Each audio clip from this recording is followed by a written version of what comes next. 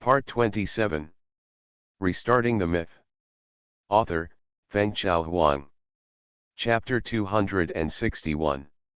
Wayne's House. Outside the window, the trees are shaded by trees, and the treetops are full of light and shadows. The wind blows, the trees sway gracefully, and the birds cheer and jump, offering blessings for the beautiful morning. The sunlight shines through the half-open curtains, and sprinkles on the bed in a mottled manner, reflecting golden spots, as soft as a paintbrush, outlining a warm picture on the white sheets. The color is warm, and the whole room is filled with a lazy and peaceful atmosphere. Chris opened her eyes, the sheet slowly slipped off, looking at the sunlight outside the window, and lifted her long white and golden hair by her ears. The door opened, and Wayne came to the bed with a dinner plate. Seeing Chris open her hands to him, he put the dinner plate on the head of the bed, leaned over and held her in his arms. Chris lay in Wayne's arms, smelling the scent of her sweetheart, squinting her eyes and feeling extremely happy. "I just want time to freeze, forever like this. It's time to get up, otherwise the housekeepers will guess." Wayne stroked Chris's back gently. Chris snorted and asked Wayne to carry her to the bathroom to wash up. The senior sister was not a proud person. Thinking of the love and affection last night, she was a little shy, but more happy. She also held hands with her lover while washing up. A simple breakfast was too sweet and she had to eat it until noon. "Wayne, I want to put my clothes in the closet in this room." "How can that be?" Wayne was cold and ruthless, and turned his face away after pulling up his pants. The effect was average. Seeing that Chris looked normal and was not scared, he added, "Move in the dressing table too. I will ask the housekeeper to arrange it. This will be your room from now on." Chris smiled sweetly and knew that the bastard was deliberately scaring her. "By the way, I brought you a lot of gifts this time." Wayne moved the prepared gifts into the house, took out the tights woven from Asian dragon scales, and introduced them with great eloquence: warm in winter and cool in summer, excellent ductility, high temperature resistance, friction resistance, and puncture resistance. Not only does it have excellent defensive capabilities, but it can also be transformed into ordinary clothes with the mind. Mona also has a similar magic equipment from the Papal States. When not in use, it can be disguised as a cross pendant, which is more practical. The nun's combat suit has its own amplification buff, which enhances the user's combat effectiveness in all directions. Its effect of changing the clothing shape at will is more than one level stronger than the Asian Dragon Scale combat suit. The Asian Dragon Scale combat suit is only controlled by the user's mind, but the nun's combat suit is not. I can only say that he is worthy of being a church yellow, and he understands people's hearts too well. He deserves to be elected as the #1 power in the God-chosen continent. Wayne brought a lot of gifts to Chris, and pulled the wool from Senna to make his girlfriend happy. The products of the legendary wizard must be top-notch. Chris likes every gift very much, especially the gifts given to her by Wayne. They are very important because of the love. "Hey, why don't you talk today? Are you still feeling uncomfortable?" Wayne sat on the bed, put his arms around Chris's shoulders, bit her ear and said, "I was wrong. I was too rough last night." Chris's face flushed, and she looked at Wayne reproachfully. "No, you are very skilled and gentle. It's fine if you say it's fine. This is not a compliment. Don't you want to explain something?" Seeing Wayne pretending to be stupid, Chris raised his hand and pinched his soft spot, twisting it lightly. "Why are you so skilled?" "I was trained by Veronica. Not Willie." "Ah, why is it Willie?" "X2. The two stared at each other. Chris raised his hand and gestured. "Actually, you returned to London a few days ago, asked the housekeeper to hide it from me, and secretly went to see Willie, and then, you became skilled." Wayne opened his mouth and regretted, "Damn, why didn't I think of this trick? Teacher, you are smart. Next time, I will arrange it this way." Chris spat lightly, Still unconvinced, really not Willie. Stop it, Willie is a good girl, she just looks bold, but she is actually very shy. How did you know? Chris rolled his eyes and continued, since it's not Willie, it must be Miss Mona. You have been accompanying her in the detective agency these days. Why don't you talk about your own high priest? Rolling your eyes is contagious, Wayne followed suit, it's really Veronica, I live with her in Osteria day and night, and one of us couldn't help but, that. Chris sighed, and said from the perspective of the fiancée and hostess, I won't pursue the past. The upper class circle is too chaotic, and I can't control it even if I want to. And she gave up the selection of the saint for you, but from today on, you brothers and sisters can't mess around anymore. Is the brother-sister stock going to be unacceptable? Wayne complained in his heart, holding Chris's shoulders, and said solemnly, is there a possibility, a real possibility, that Veronica and I are not brother and sister? Don't mention Austin, I also know that we look alike, but we are really not related by blood. Chris was skeptical, and thought of another possibility, and was surprised. In order to let you brothers and sisters be together, Aunt Healy and Mr. Landau drove you out of the house. Oh my, you little smart guy is really smart, open it and let me see how it looks. Wayne was convinced. Chris was suffering from the brother-sister virus, severely infected, and the poison had penetrated into her bone marrow. She still firmly believed that he and Veronica were brother and sister. Half an hour later, Wayne went through a lot of trouble, presented facts and examples, and finally made Chris believe Veronica was picked up. Wayne tried his best. His eloquence could not correct the rumors. In order to prove that he and Veronica were not siblings, he could only make Veronica suffer again. Chris's eyes turned red when she learned about Veronica's tragic life experience, no wonder she doesn't have many friends. Only Willie can open her heart. So this is the case. I have always mistakenly thought that Aunt Healy's absence from home for many years led to her cold and lonely personality. Wake up, that's called tsundere. And you didn't misunderstand. It was indeed because of the long-term separation of her parents that Veronica had a stinky face all day long. So, Veronica is the fiancée that Aunt Healy and Mr. Landau found for you, and you have been engaged since childhood. Chris tilted her head and said. No engagement. Then it doesn't matter to me. Chris snorted and hugged Wayne tightly. She could give up other things to her good friends, but not love. This time, she said she would not give up halfway. She came first. Chris, don't you want to ask what happened on this trip? No. Chris didn't want to listen, and only asked a few questions about Willie. When she learned that Willie and Wayne were just ordinary friends, she immediately adjusted her strategy and tactics and regarded Veronica as her number one enemy. This battle is difficult to fight. In order to snatch her sweetheart, Veronica even gave up the saint. It is conceivable that the other party's persistence is not much worse than hers, and it is likely that the winner will not be determined in a short time. I recently learned a very powerful magic. Do you want to see it? Wayne raised his eyebrows, and without waiting for Chris to answer, he drew the magic power of the 5 magic stones on his chest and transformed into a perfect elf with 5 major beliefs. The elves have perfect facial features, elegant postures, and the ability to communicate with nature calmly, which makes them have a unique charm, and the charm index is directly maxed out.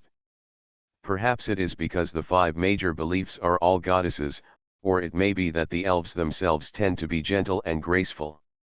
Wayne's perfect elf form has soft facial features, pure, noble, and gentle. Just looking at the face, he looks like a woman, without any masculinity. The figure is also not visible. If you don't take off your pants, you are just a flat body that works out regularly. It smells so good. Chris's breathing quickened, and she swallowed her saliva quietly. She noticed the beauty of nature in Wayne and was fascinated by him. There is one more reason to defeat Veronica. How is it, Is it amazing? Yeah, it's beautiful. Do you want to learn? Wayne first let Chris transform into a moonlight elf, checked her development, and then taught the formulas step by step, and taught the corresponding faith magic.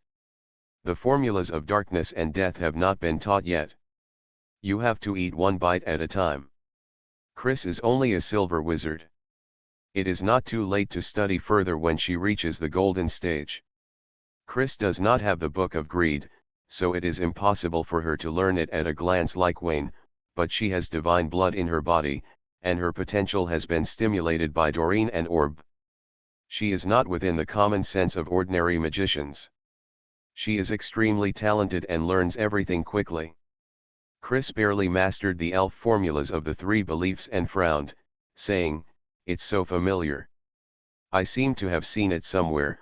Well, it's very similar to the knowledge taught by teacher Philomena. Life Alliance, there are only three beliefs over and over again, so similarities are inevitable. Wayne said he was lucky. Fortunately, Senna re-edited the formula, otherwise it would be exposed. Speaking of which, Philomena is really brave to teach, and she doesn't hide anything. What does she want to do to train Chris to participate in the selection of the Saint of the Moonlight Church? I'm so sorry, Chris is no longer pure. Chris learned new magic and tried to transform. She found that there was a huge difference between her and Wayne's elves, and she did not sense the existence of nature, so she humbly asked for advice. This is simple. You can sense nature through me, and you can come by yourself when you find the feeling. Wayne hugged Chris and acted as a middleman. He communicated with nature himself and let Chris watch and learn more beside him. The effect was average, and Chris was busy watching the elves. The two beautiful elves kissed each other's necks, surrounded by the colorful natural atmosphere, the pulse of the earth, the whisper of the wind, and the noise of the fire element. All sounded extremely pleasant at this moment. Chris felt blessed, and nature approved of this marriage. Don't be distracted. When you were a teacher, you often scolded me, saying that students should concentrate on listening and not always stare at the teacher and be absent-minded. Why do you only look at the teacher and don't study hard when you are a student?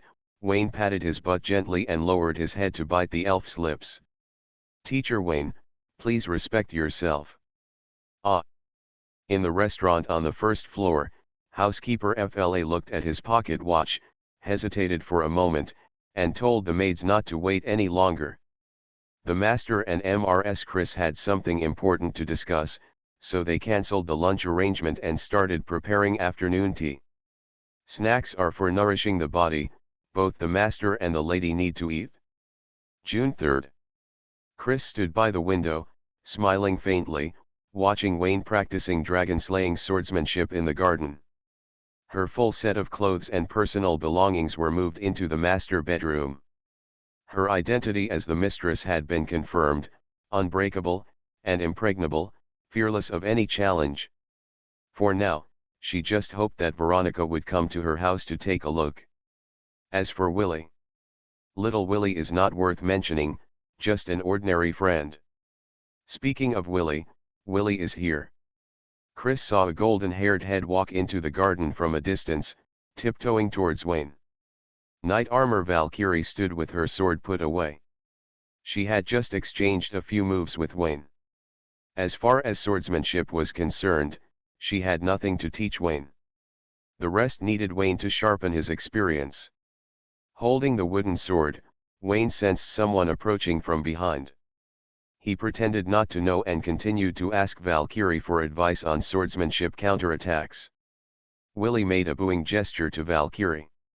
Seeing that Wayne was defenseless, she dribbled the ball and fell on his back, covering his eyes. Wayne, don't look back. I'm a senior. How is it possible? The senior is still watching upstairs. Wayne complained in his heart, shook the mysterious person on his back, and said honestly, impossible, the senior is not that small. Then I am Veronica. Veronica is not that big. Wayne put down the wooden sword, pried open the hand covering his eyes, turned to look at Willie with a smile on her face. "It's you, I knew it. Chris. You really know the difference. Wayne, I miss you so much. Did you bring me a gift?" Willie dived into Wayne's arms, her golden head nudging back and forth. Her way of expressing her longing was simple and clear. She was still the same. Valkyrie saw this and shook her head slightly. Students of this age only have love in their minds. She was referring to Willie, not Wayne. The latter was playing both sides, and there might be other boats. This selfish behavior could not be called love. Valkyrie was slightly disappointed. Wayne's performance was difficult to link with the knight. Even if she approved, it would be difficult for him to become the chosen knight. She was afraid that her high hopes would be dashed. Fortunately, the problem was not big. The dragon-slaying swordsmanship had been passed down. Wayne could not be the chosen knight, but he could be an excellent student. Seeing Willie talking non-stop, with only Wayne in her eyes, Valkyrie waved her hand and said that today's class was over. "Don't play in the garden. Go somewhere else." She was an eyesore. "Willie, this trip is thrilling and exciting. I have prepared many gifts for you. Let's go in and chat slowly. I'm going to take a shower first." Wayne walked in front, took the towel handed by FLA, and wiped off the non-existent sweat.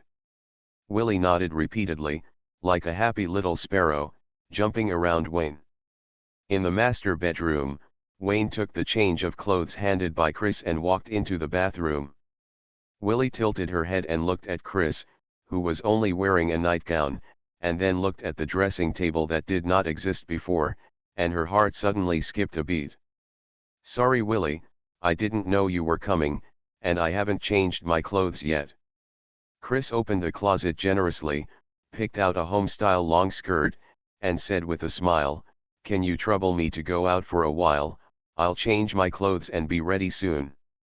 Willie didn't speak, lowered her head, and dripped little pearls. Chris smiled stiffly, thinking that she must not show mercy at this time, and must be ruthless and leave no room, otherwise there will be endless troubles. 10 seconds later, Chris sighed, put down her clothes and walked forward quickly.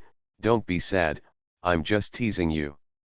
The clothes were deliberately stuffed into the closet and the dressing table. "I was just joking with you." Willie didn't listen and cried even more sadly. Chris was helpless. She knew that Willie was acting, but she couldn't bear it. She hugged her and comforted her. Willie buried her head in Chris's chest, thinking that people's hearts were dangerous. She lost this battle, and it was not unfair. If she were Wayne, she would also like a senior sister like this. She is beautiful, has a good figure, and especially has a gentle and generous personality. She is considerate of others everywhere. Senior sister, you are too kind. You can't control that man. Let me do it. Willie gritted her teeth secretly, stopped the little pearl under Chris's comfort, and said aggrievedly, "Senior sister, don't make such jokes next time. You clearly promised me that you would not like Wayne." "Did I say that?" Chris thought about it, and it seemed that there was, but that was all in the past. Only losers dwell on the past, and winners look forward. She advised Willie to cheer up. The world outside is beautiful, and there are young people of marriageable age with 2 legs all over the streets. The two chatted about some sisterly love. One was tactful and didn't want to hurt others, and the other pretended to be stupid and didn't understand. Wayne walked out of the bathroom, wearing a white shirt, looking fresh, and combed his wet hair with his 5 fingers. "Willie, I have all the gifts. Hey, where are the gifts in the corner? I'll get them." Chris left the master bedroom in small steps. She had moved all the things to Willie's room. It was inappropriate to say these things now, and Willie would definitely be sad. Willie blinked and came to Wayne. Her eyes were still red and her voice was nasal. "Wayne, have you slept with the senior sister?" "Yes." Wayne admitted it readily, and Willie's heart sank. She thought he had made a choice, and hesitated. Then, what about Veronica, does she know? I don't know, and I have slept with her too. Ah, this. The serious face of the pervert didn't seem to be fake, and Willie couldn't do it. A series of questions floated over and finally merged into one sentence. Why, she was obviously here first. And you? Wayne lowered his head and whispered in Willie's ear, the next one is you. If you three enter my detective agency, don't think about escaping. I want them all. Willie's cheeks were slightly red, and she was slightly happy, but this sentence sounded domineering at first, and it tasted like small particles after a careful aftertaste. It's really not worth being happy. Or forget it. I quit and turned to wish Veronica and the senior sister well, watching them fighting while having big bellies. Hey, there's a chance. Willie's eyes lit up, she found an opportunity, then she thought, she had already lost, clinging to him would only make her look unreasonable and brainless, not only would she lose Wayne, but also Veronica and Chris. The golden-haired head turned left and right, wanting to fight, but reluctant, wanting to leave, but still reluctant. She wanted both men and sisters. Moreover, the more she thought about it, the angrier she got. As I said before, she came first, she was the one who fell in love with Wayne at first sight, why should she swallow her anger and wrong herself? Obviously she never hid it, her love was written on her face, it was Veronica and Chris who stole her boyfriend regardless of sisterhood. Don't think too much, keep your temper from now on, I'm going to pursue you. Wayne patted Willie's shoulder, no need to give it for nothing, he would take the initiative. Willie was confused and said in a tangle, can't you just have one? You're doing this is wrong. We've already slept together. If I cut off the relationship now, am I still a human being? Then don't sleep. Willie shook her head and after a long time, she gave up the initiative, since you want them all, then you can chase them. Let me be frank. I'm not Veronica or the senior schoolmate. I'm not as easy to fool as them. Don't worry, I'm good at fooling girls and I won't let you be single. Willie. 4 bodies are not okay. Restarting the myth. Author, Fengchao Huang. Chapter 262. Wayne's scumbag speech shocked Willie, saying he was greedy, but he had a rich imagination. Say he was shameless, but he had a rich imagination. In summary, he was just a hooligan. Because it was her first love, Willie decided to give the hooligan a chance, and it would not be in vain in the future. Wayne must take the initiative to pursue her and let her taste the joy of being pursued. If she couldn't do it? Although she was unwilling, she was willing to withdraw gracefully and wished Veronica and Chris to become happy single mothers. After dinner, Wayne sat on the sofa in the living room and told the 2 women about the adventure of this trip. He was scared and treading on thin ice. Looking around, there were enemies with bad intentions. He almost couldn't come back. At the end, Wayne's 2 arms were hugged. The plot was ups and downs. Every time he mentioned that he almost died, his 2 arms had to bear huge pressure. When the story was finished, it was already 10 o'clock in the evening. Chris took Willie to another room. She was too kind. She could have driven away her rival by having sex, but she couldn't bear to see Willie being wronged. If you had shouted louder, Willie would have left. Senior sister, you must have destroyed the world in your previous life, so you met me in this life. There is a cause and an effect. I am your retribution. Wayne agreed with this and returned to his bedroom alone to practice magic, and to gather his strength and save food for Mona and Philomena.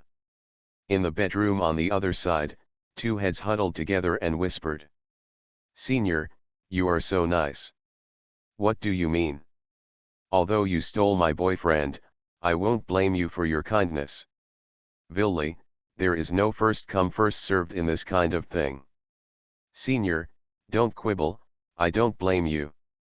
What I mean is that you have an advantage but it's not obvious. Listen to me, Let's form an alliance and drive Veronica away first. Liar, you are obviously thinking about my boyfriend. I came first. I gave him magic power, I came first too. Without me, you wouldn't even know who he is. Humph, I won't sleep anymore, I'm going to another room and sleep with my boyfriend. Senior, I was wrong. The next day at dawn, Wayne took the two magic girls out for an outing. One of them could hardly be called a girl anymore, but it didn't matter.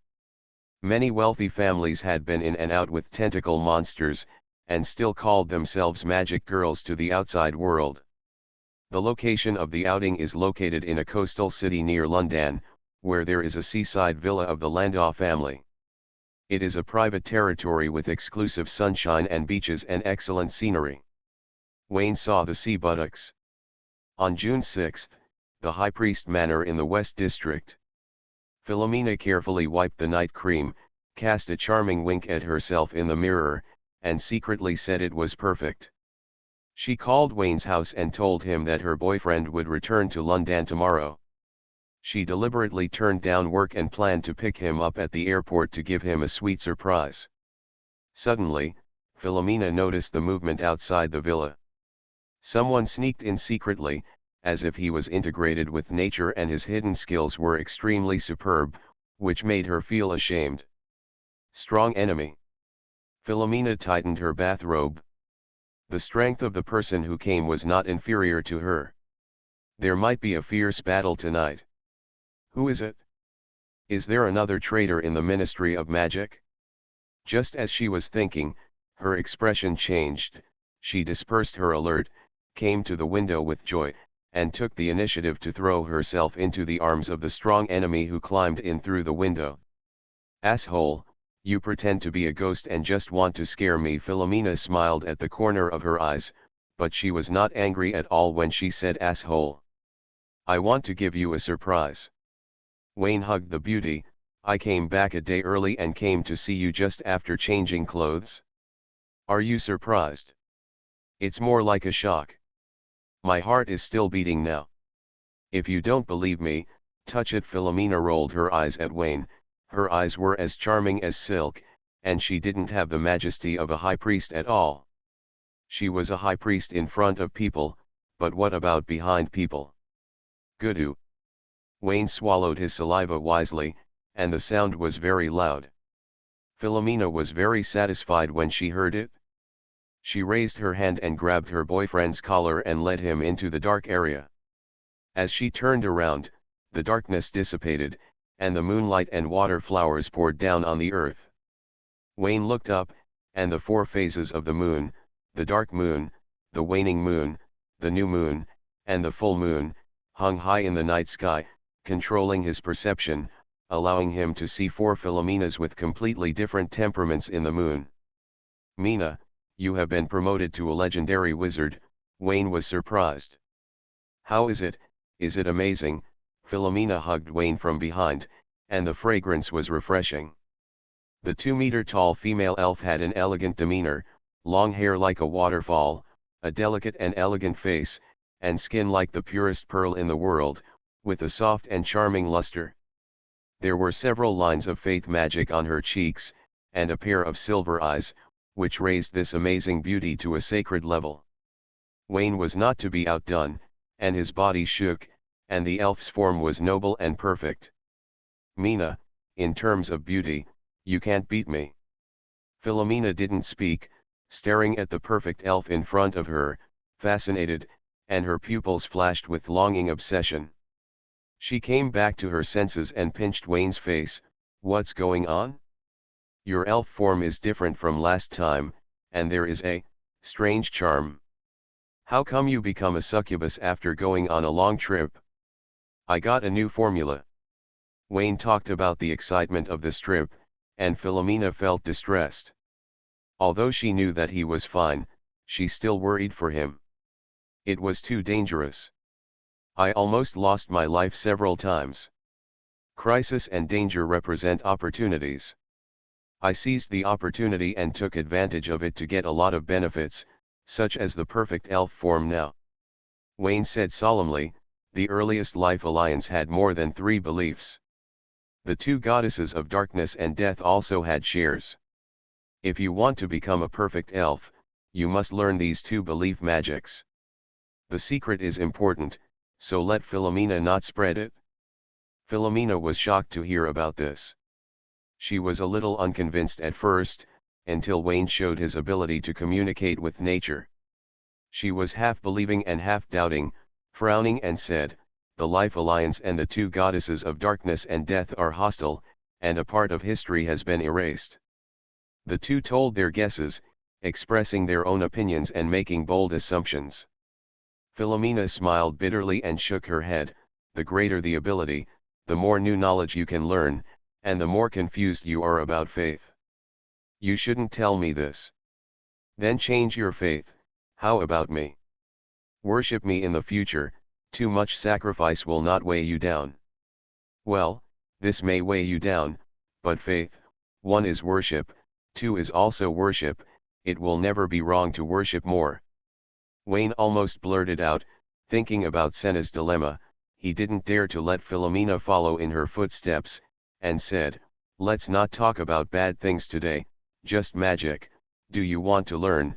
I will teach you now." Darkness and death.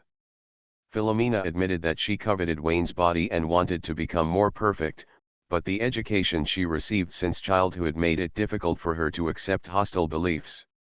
"No need for faith, this is called reference. The goddesses are very tolerant, they don't care whether your faith is pious or not." Wayne grabbed Philomena's hand and passed on the power of darkness and death to her. It was a familiar scene, and Philomena easily accepted these 2 powers. She was very surprised that she had never studied the faith magic of darkness and death in depth. Why did she learn it once? It can't be said that she learned it once, but the knowledge taught by Wayne, she can easily accept it, whether it is physical or mental, without any rejection reaction. After a moment, she suddenly realized that it was related to Wayne's native bloodline. Although there was still something wrong, but can the little boyfriend still harm her?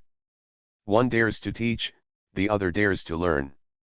Philomena quickly mastered the formula, reset her body balance, and temporarily could not release magic.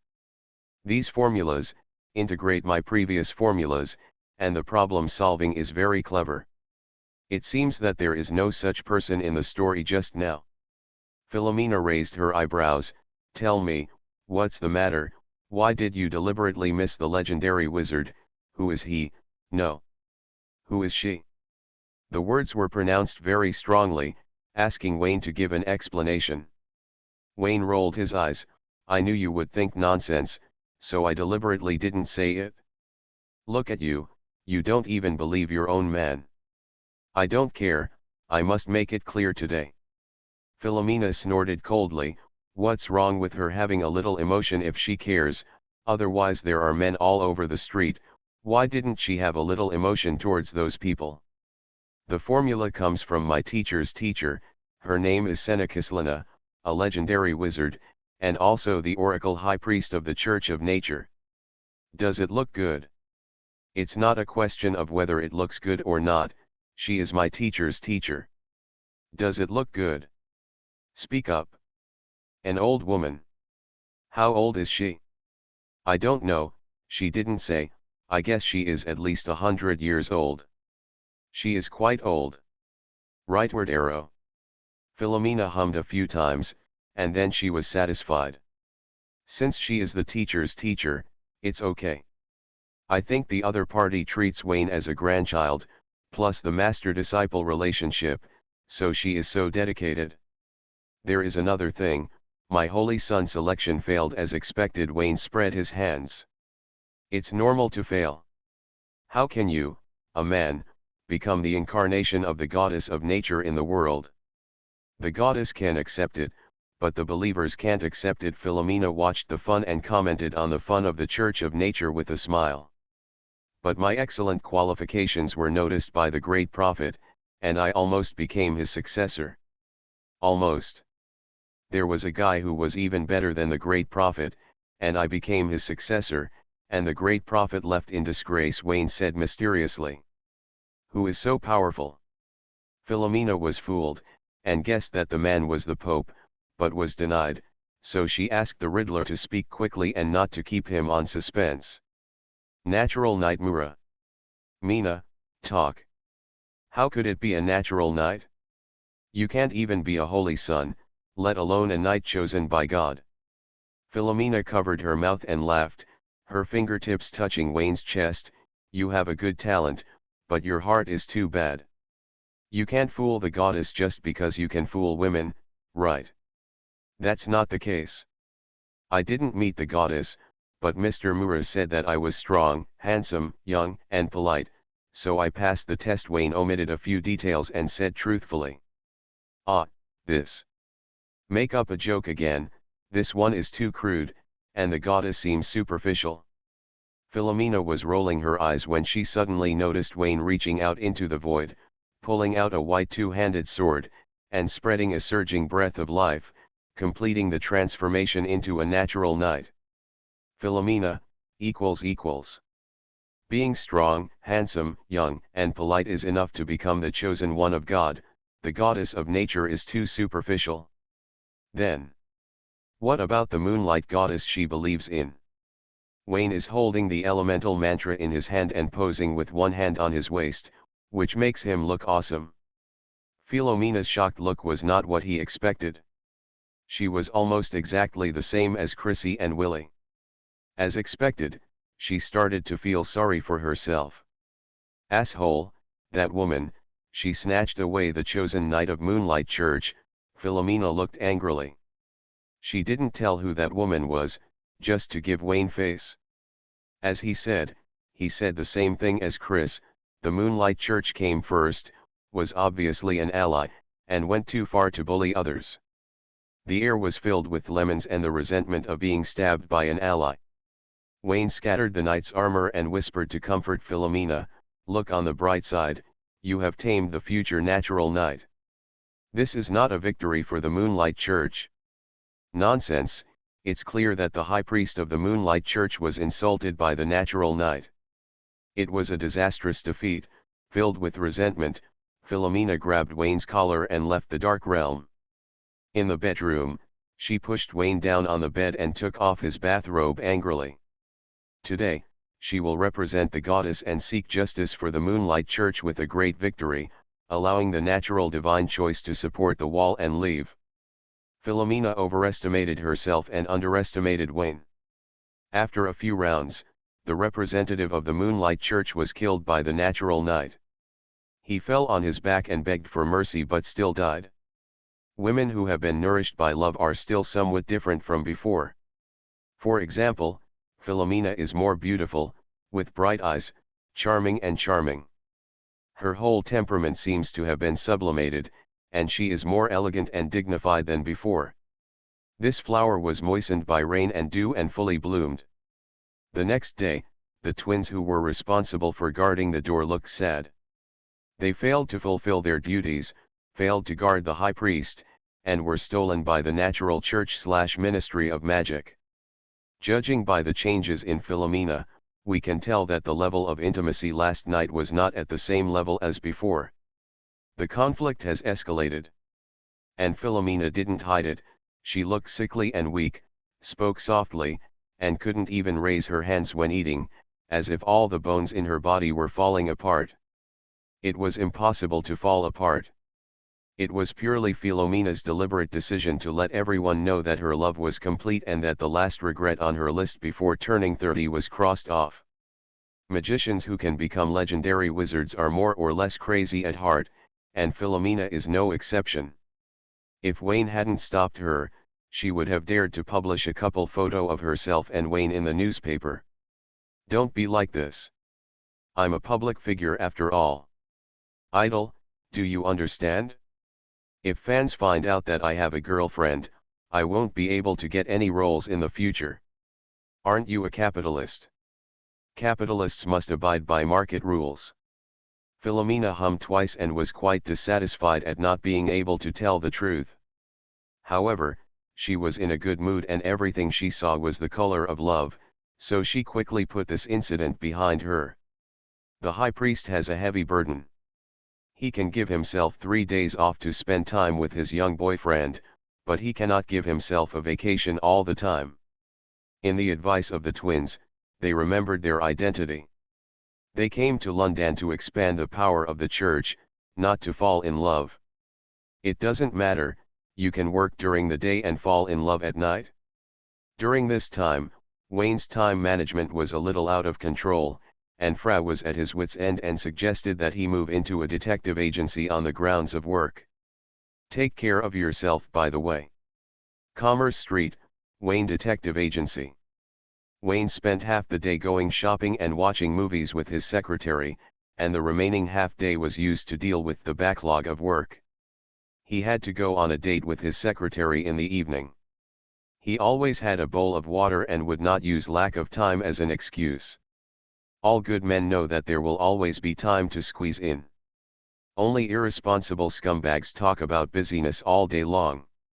During this half day, the diary needs to be written and cannot be interrupted. Mustache and Sola's intelligence will continue. The senior agent missed work for 3 months, which seriously affected his reputation with Frank, and he had to get a few pieces of information to make up for his trust. Austin selected several patients from the lunatic asylum, traded with Plank in a private name, and moved them to his secret stronghold, waiting for Wayne to study them in depth. Several library locations were also sent, and several thick envelopes of files were sent. Wayne must finalize them as soon as possible. Fortunately, my name is Wayne. I have buff bonuses and don't require much sleep time. Otherwise, I would be too busy with my hands all over my body. Wayne complained about himself and patted Mona on the head. At the critical moment, the secretary was very useful and helped him share a lot of workload. Mona, you can arrange the location of the library. It should be in a remote location, away from the business district. It can't be too close to my home, but it can't be too far either. You will be responsible for the intelligence work from now on, just say you are my downline for development. Mona, speak. Mona spoke after a while, stood up and said, "Boss, there is another document you haven't read." "I don't want to see." Wayne glanced at the document on the corner of the table. He saw a letter of authorization from Princess Knight Juno, paying a large deposit and specifying that he should investigate a case. The location is not in London and is very remote. Mona made a special trip to buy a map to find the destination. "Boss, Juno has been visiting the detective agency a lot recently. She seems to be very interested in you and tries to find out information about you in different ways." Mona analyzed, "Juno is Princess Elizabeth's knight. The princess should be eyeing you. The Holy See has also arranged similar investigation commissions, finding a secluded place where there are few people, and laying out plans to reveal Wayne's true face.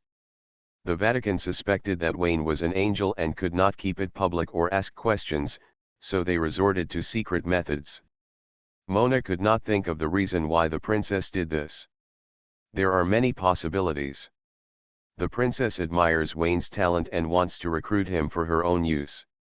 The princess needs the financial resources of the Landau family and plans ahead to gain the loyalty of the future head of the Landau family. The princess has taken a fancy to Wayne and cheated on her fiancé. The second possibility is the lowest. Now is the era of the queen. The princess has to be patient even if she has ideas. The third possibility is purely due to Mona's subjective emotions. She thinks Wayne is excellent, so she thinks everyone thinks so. It is normal for the princess to have ideas. Exclude 2 correct answers, and the wrong one is correct. This is how famous detectives are. Wayne frowned and looked at the investigation commission. "Take it away. I don't want to get too close to the princess. I am only loyal to the queen. When she becomes the queen, I will listen to her." Wayne compared Austin. How Austin treats the queen is how he treats the princess.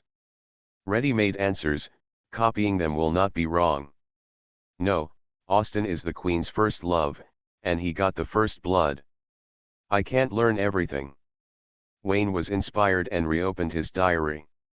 The kind young man's old father had an affair with his superior and gave the kind young man's fiancée a sister. He will write about this in the next few days. Mona, is London peaceful recently? Are there any new demons? The cathedral has not noticed anything unusual, so I think there shouldn't be any. Mona reported on her work. As a secretary, she naturally sat on her boss's lap. No movement is the biggest movement. Let Gunther be careful. The three familiars are gone, and the demons will definitely not give up.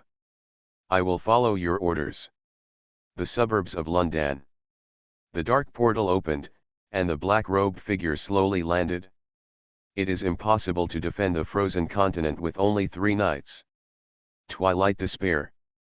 The goddess needs you. You are listening to novels at Bless Up channel. Wish you happiness and luck.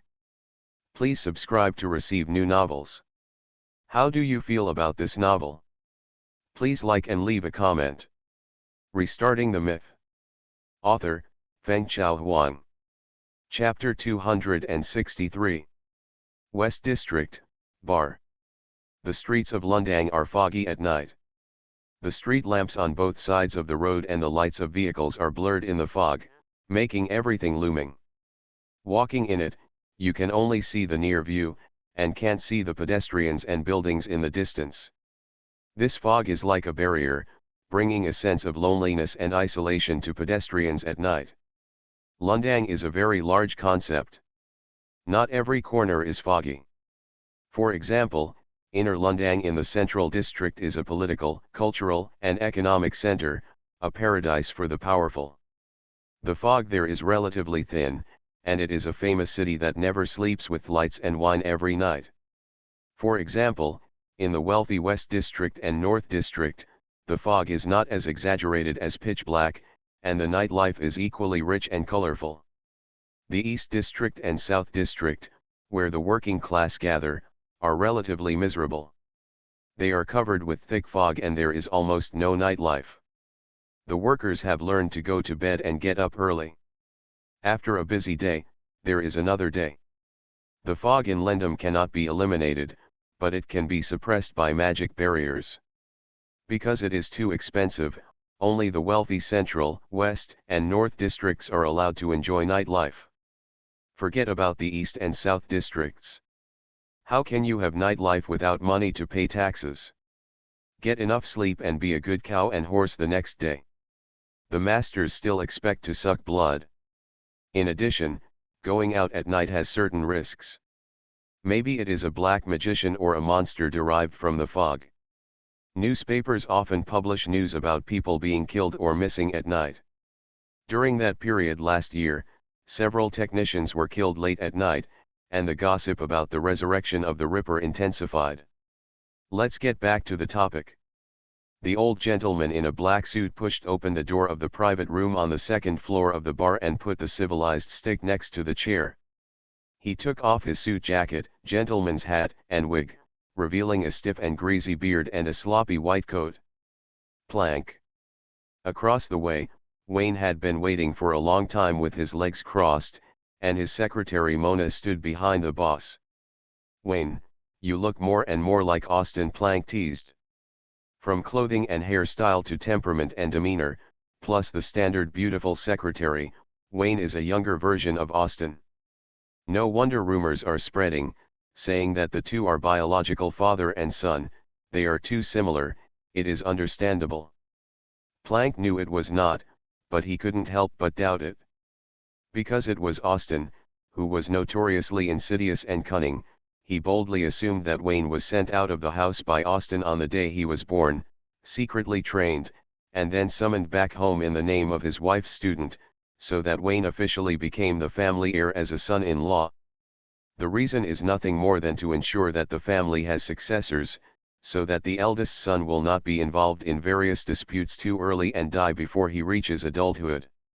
Good tricks. The more Plank thought about it, the more reliable it seemed. It was something that Austin could do. The only problem was the combination of brother and sister. Considering the vulgar atmosphere of the upper class, it seems that there is nothing wrong. Aston can just bring out the previous successful cases and use the name of Retro to barely fool this. So, they are really father and son. Dean Planck, my intuition tells me that you are thinking about something very offensive. No, I praise you for looking like Aston. That's too offensive.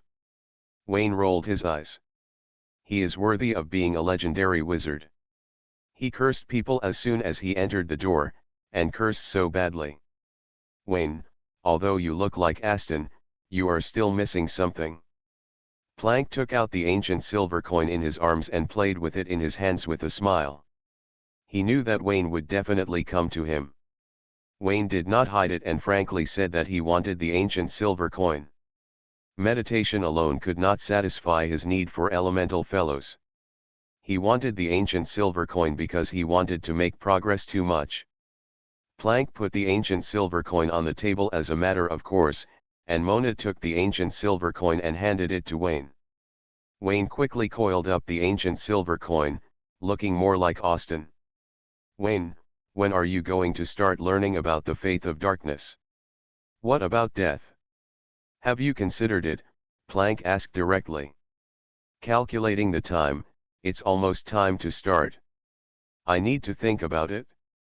No need to think about it, I brought everything. Planck shook his head and waved to take out 2 black boxes. Young people nowadays, no, it should be said that they are worthy of being Austin's sons, and their patience is calm enough. This round is considered that I lost to you in the competition of patience.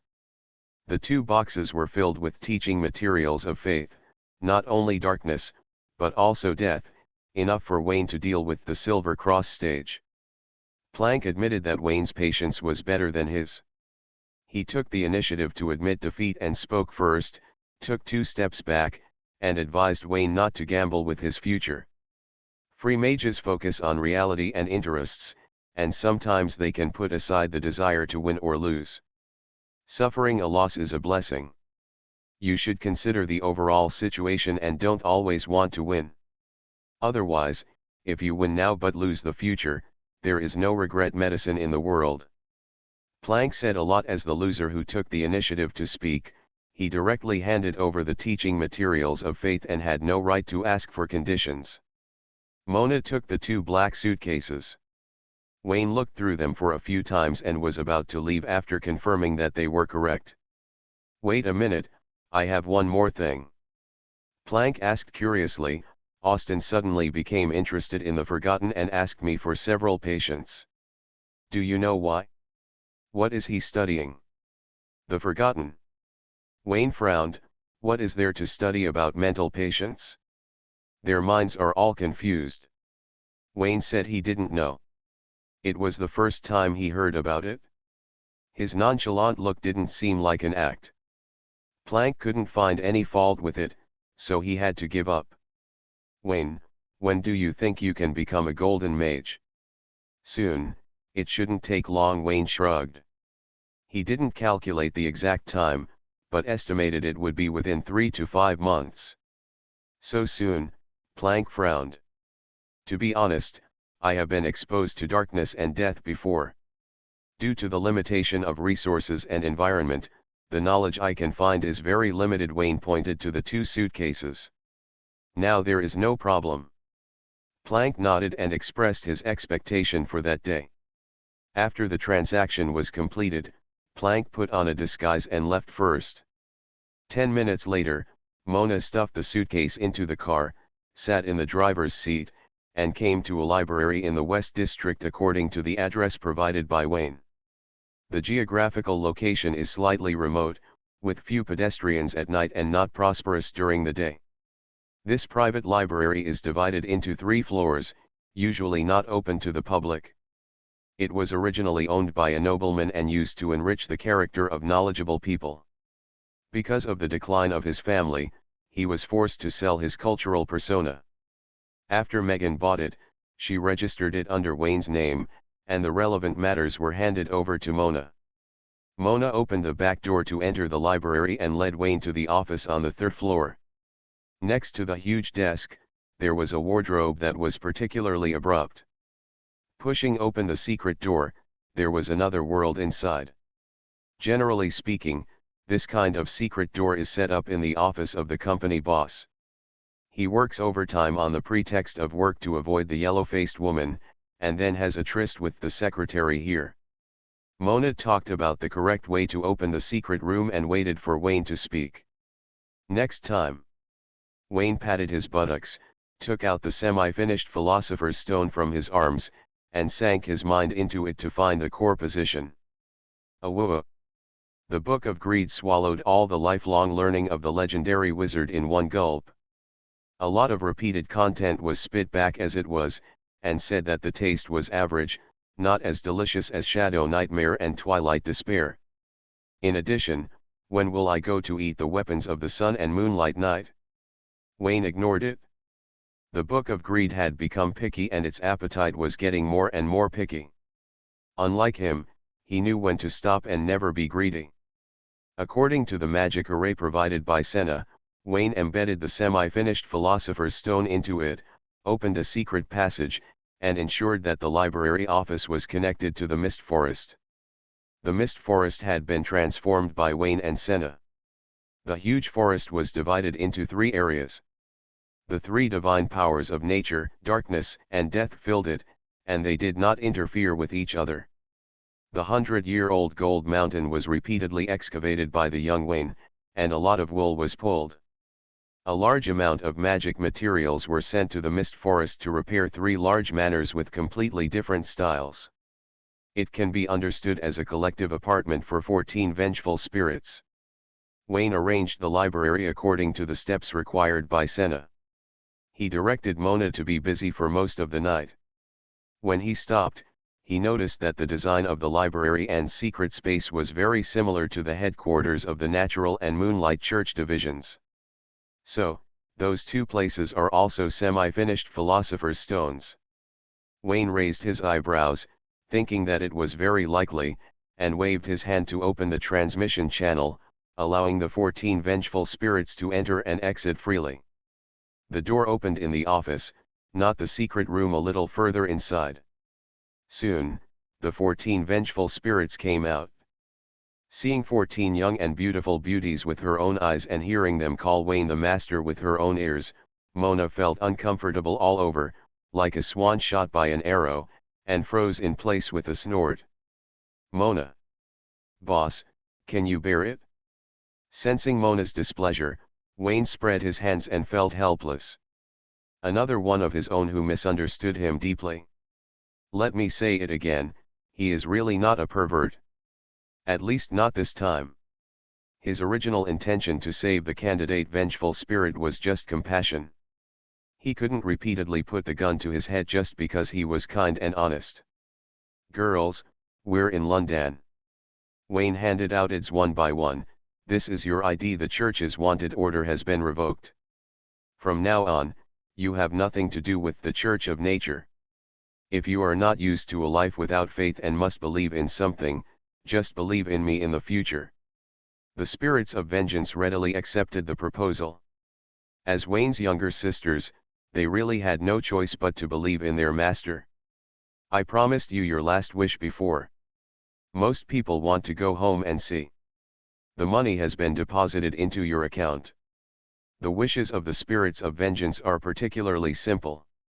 Almost all of them want to go back to their hometowns. After many years of separation, they want to see if they still have relatives alive. Regina also went home to see and confirm her sister's safety. Ottilia has no home, and her wish is simpler. She wants to have a relationship with an indefinite period of time, as long as her boyfriend doesn't dump her. Don't worry if you don't have a body. You can move around freely in London at night. You can also move around in the library during the day. No one can tell that you are spirits. If you have to go shopping during the day, there is a public body in the basement of the forest villa. You can just follow the schedule. Odelia, you will be in charge of this library from now on. You are the director and will manage the library and other people. Regina will assist you. Wayne said to Odelia, this is Secretary Mona. If you encounter big problems that cannot be solved, contact me directly. You can ask her for help with small problems. Let me introduce you to 3 more colleagues. Wayne led everyone to the backyard of the library and introduced a dog, a horse, and a man. Looking at the growing formation, he couldn't help but recall the past. At that time, he had just arrived in London, the team had just opened, and he only had 1 dog and 7 or 8 baskets of potatoes. His family resources were limited, and he was chased around by big shots in the society. You start with a dog, and you rely on the dog to pick up all the equipment. After picking up Yulia, your waist straightens up. People's sorrows and joys are not the same. When Wayne recalled the past, Abio was deeply troubled. The new colleagues are all women, regardless of whether they are dead or alive. None of them had a handle when they were alive. Even Aubin, who is not a human, was a bitch when he was alive. So suddenly very redundant. Abio was restless and just wanted to escape from this place as soon as possible. He came to Wayne and said that he would have to work overtime tonight and wanted to return to work as soon as possible. Don't worry, I'll study you first. Wayne reached into the void. He failed to pull out the elemental mantra. Depending on the situation, Mullah had already logged into the account. His priority was higher and Wayne could not squeeze out the account. It's not a big problem. 1/3 of the area of Kirigakura forest has been transformed by the power of life. He controls all aspects of Kirigakura forest, blends into nature in the form of a perfect elf, and can control these life energies. After trying, the bodies of Abio and Aubin were half resurrected, referred to as half dead. The contract form of the Book of Greed cannot be changed. The moment the contract was signed, the spirit of vengeance looked like that and has always looked like that. As the master, Wayne has absolute control over the spirit of vengeance and can let the spirit of vengeance evolve according to the route he envisions. As a result, the bodies of the 2 undead were attached with a layer of fake skin of the living and became lifelike. But in essence, their bodies are already dead, which is another situation with Attilia and Regina. There's something. Wayne's eyes lit up and he was inspired to think of new possibilities. Since the evolution of the vengeful spirits can be controlled by him, can they be transformed with different beliefs? Just do it.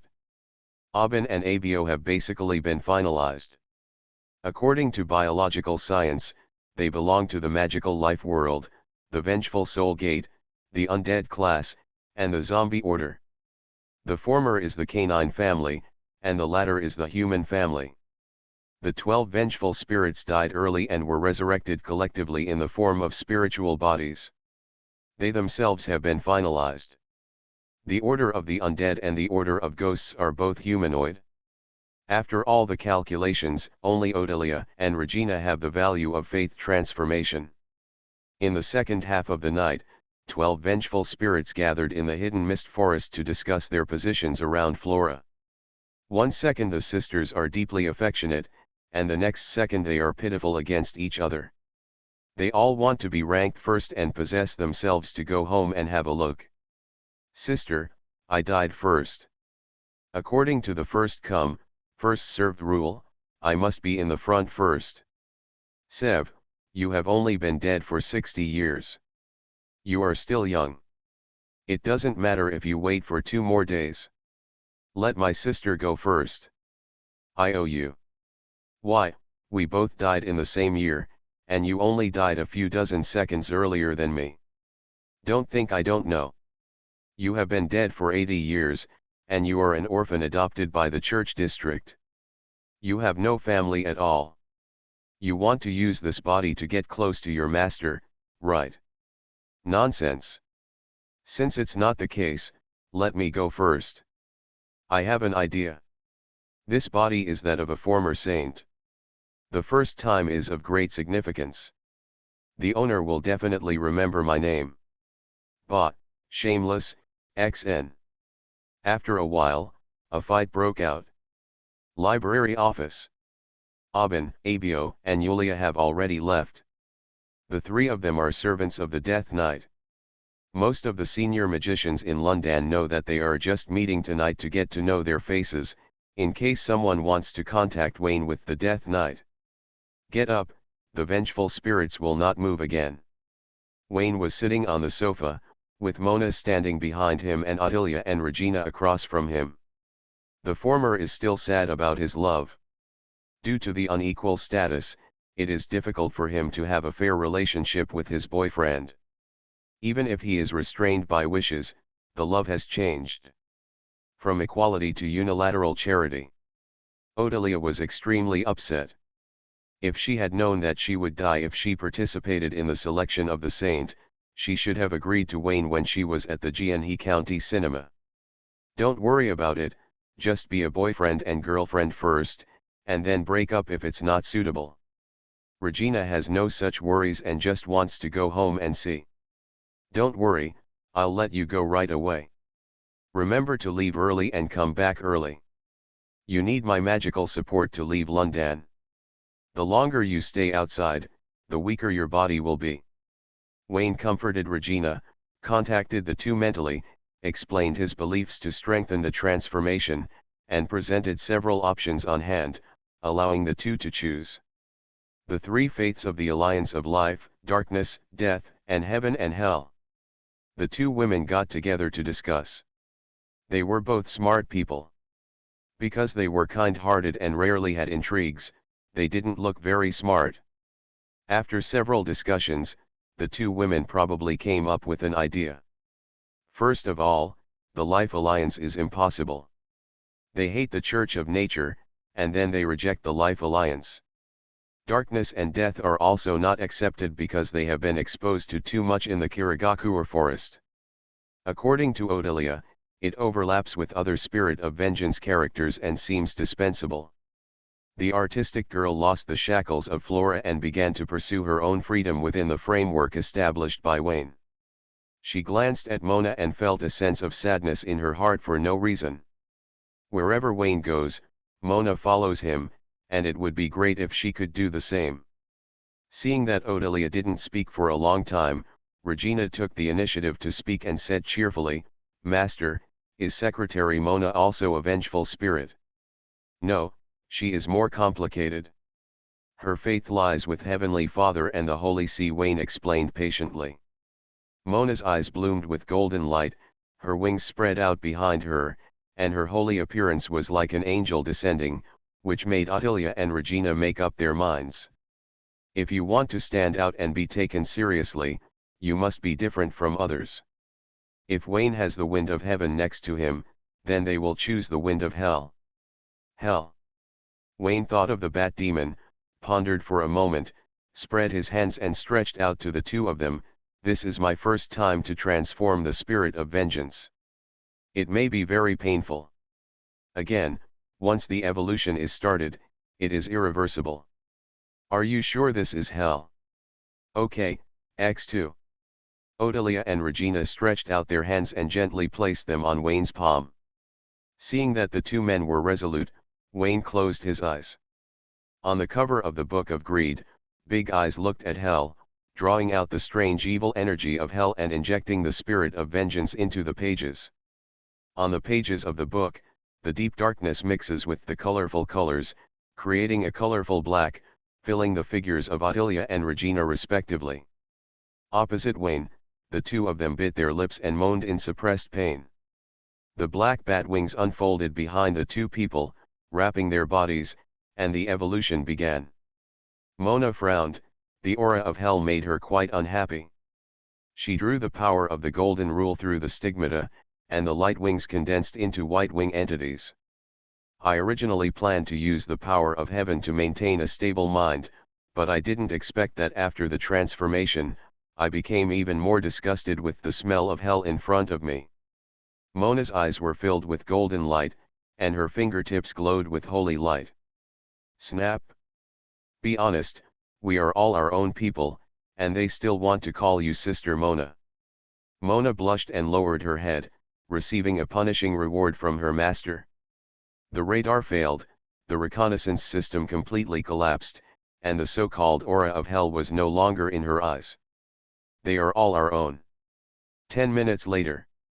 On the pages of the Book of Greed, the dark beams surrounding Odelia and Regina spread out, and Wayne was stunned by the sudden change in their images.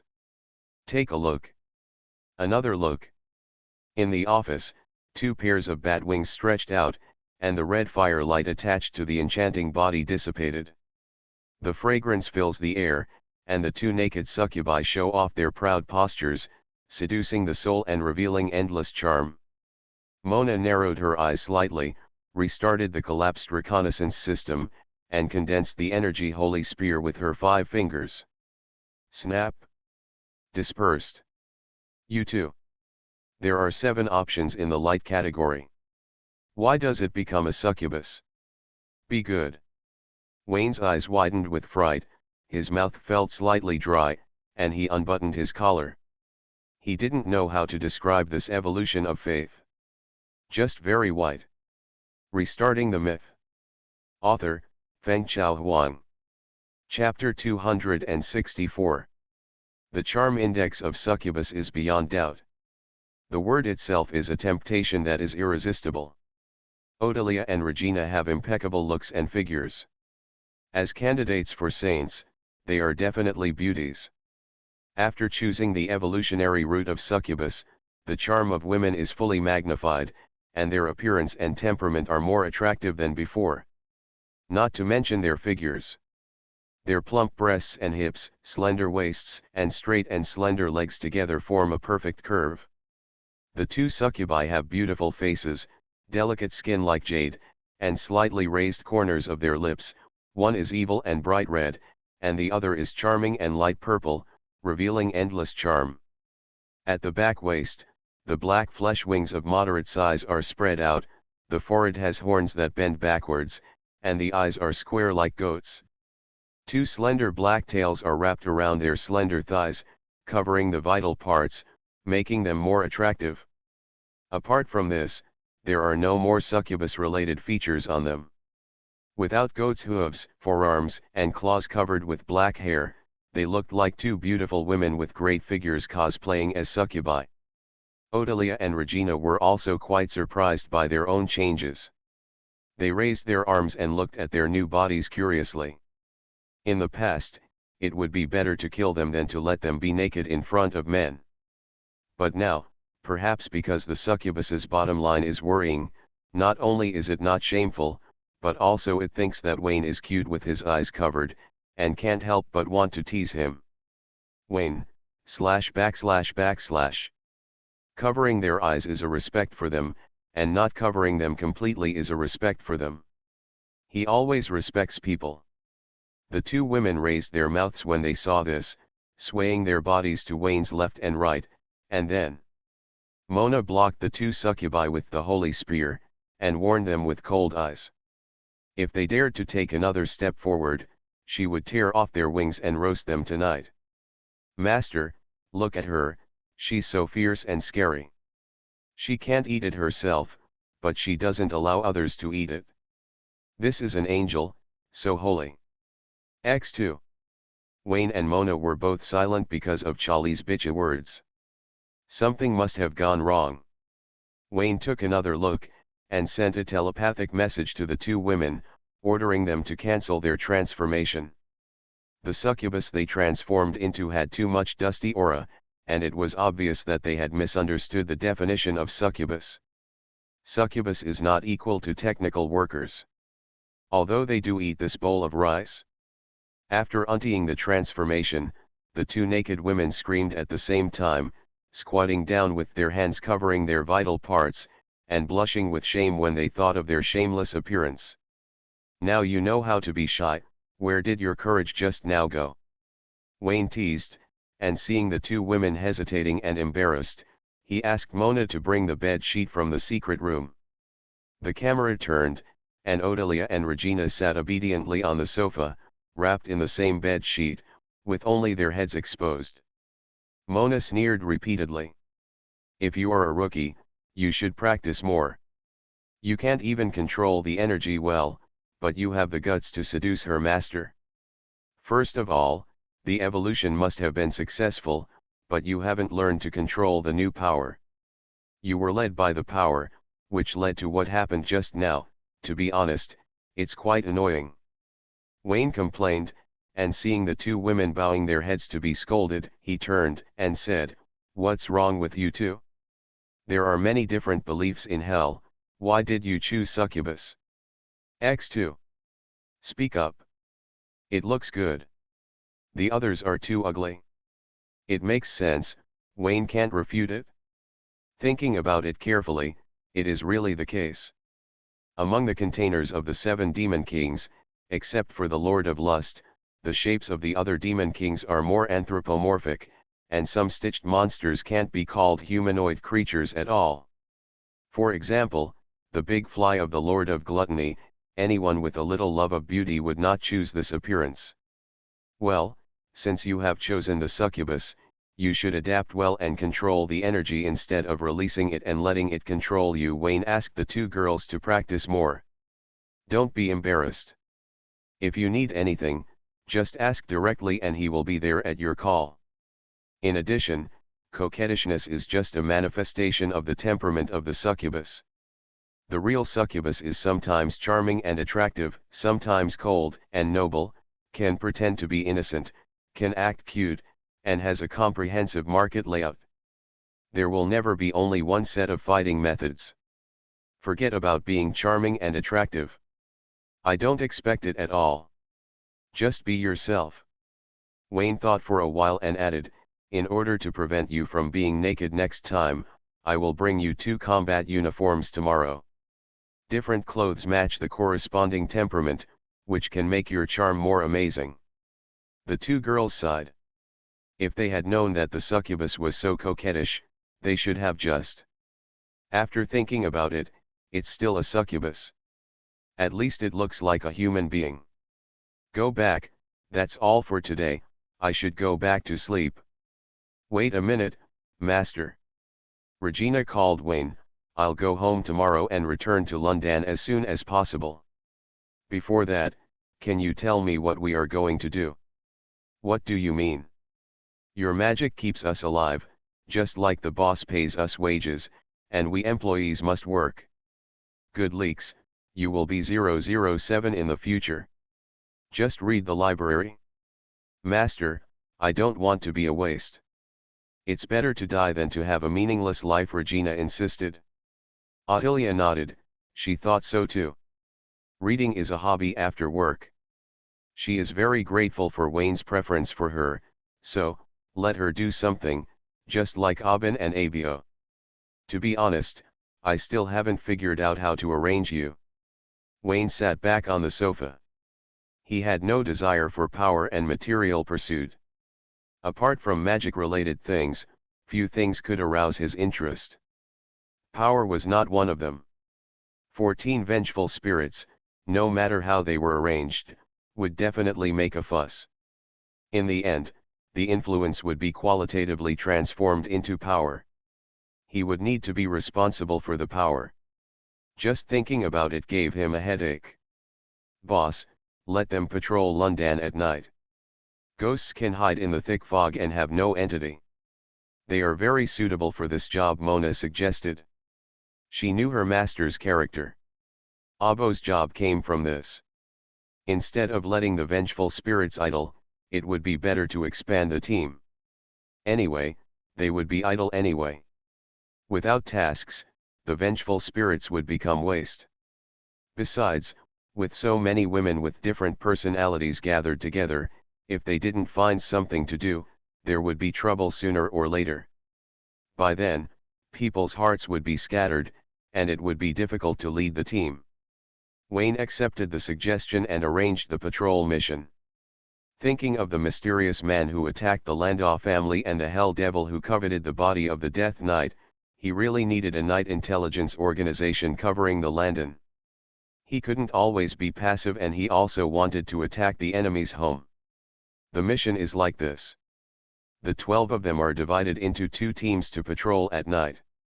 You two will summarize the intelligence and do it for a while to see the results.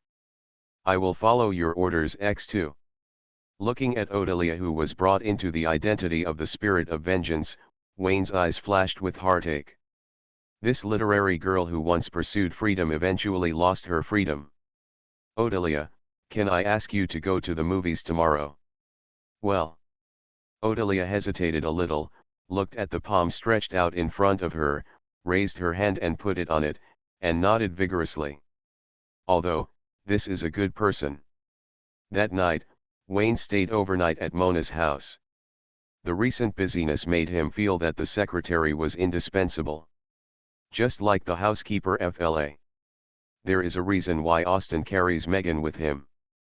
Similarly, Wayne refers to his relationship with Mona, and Austin and Megan must have had an affair, but old Deng refused to admit it.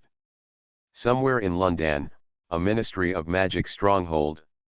The sparsely populated wasteland has a warning sign of a military research institute, and a fully armed team is stationed around it.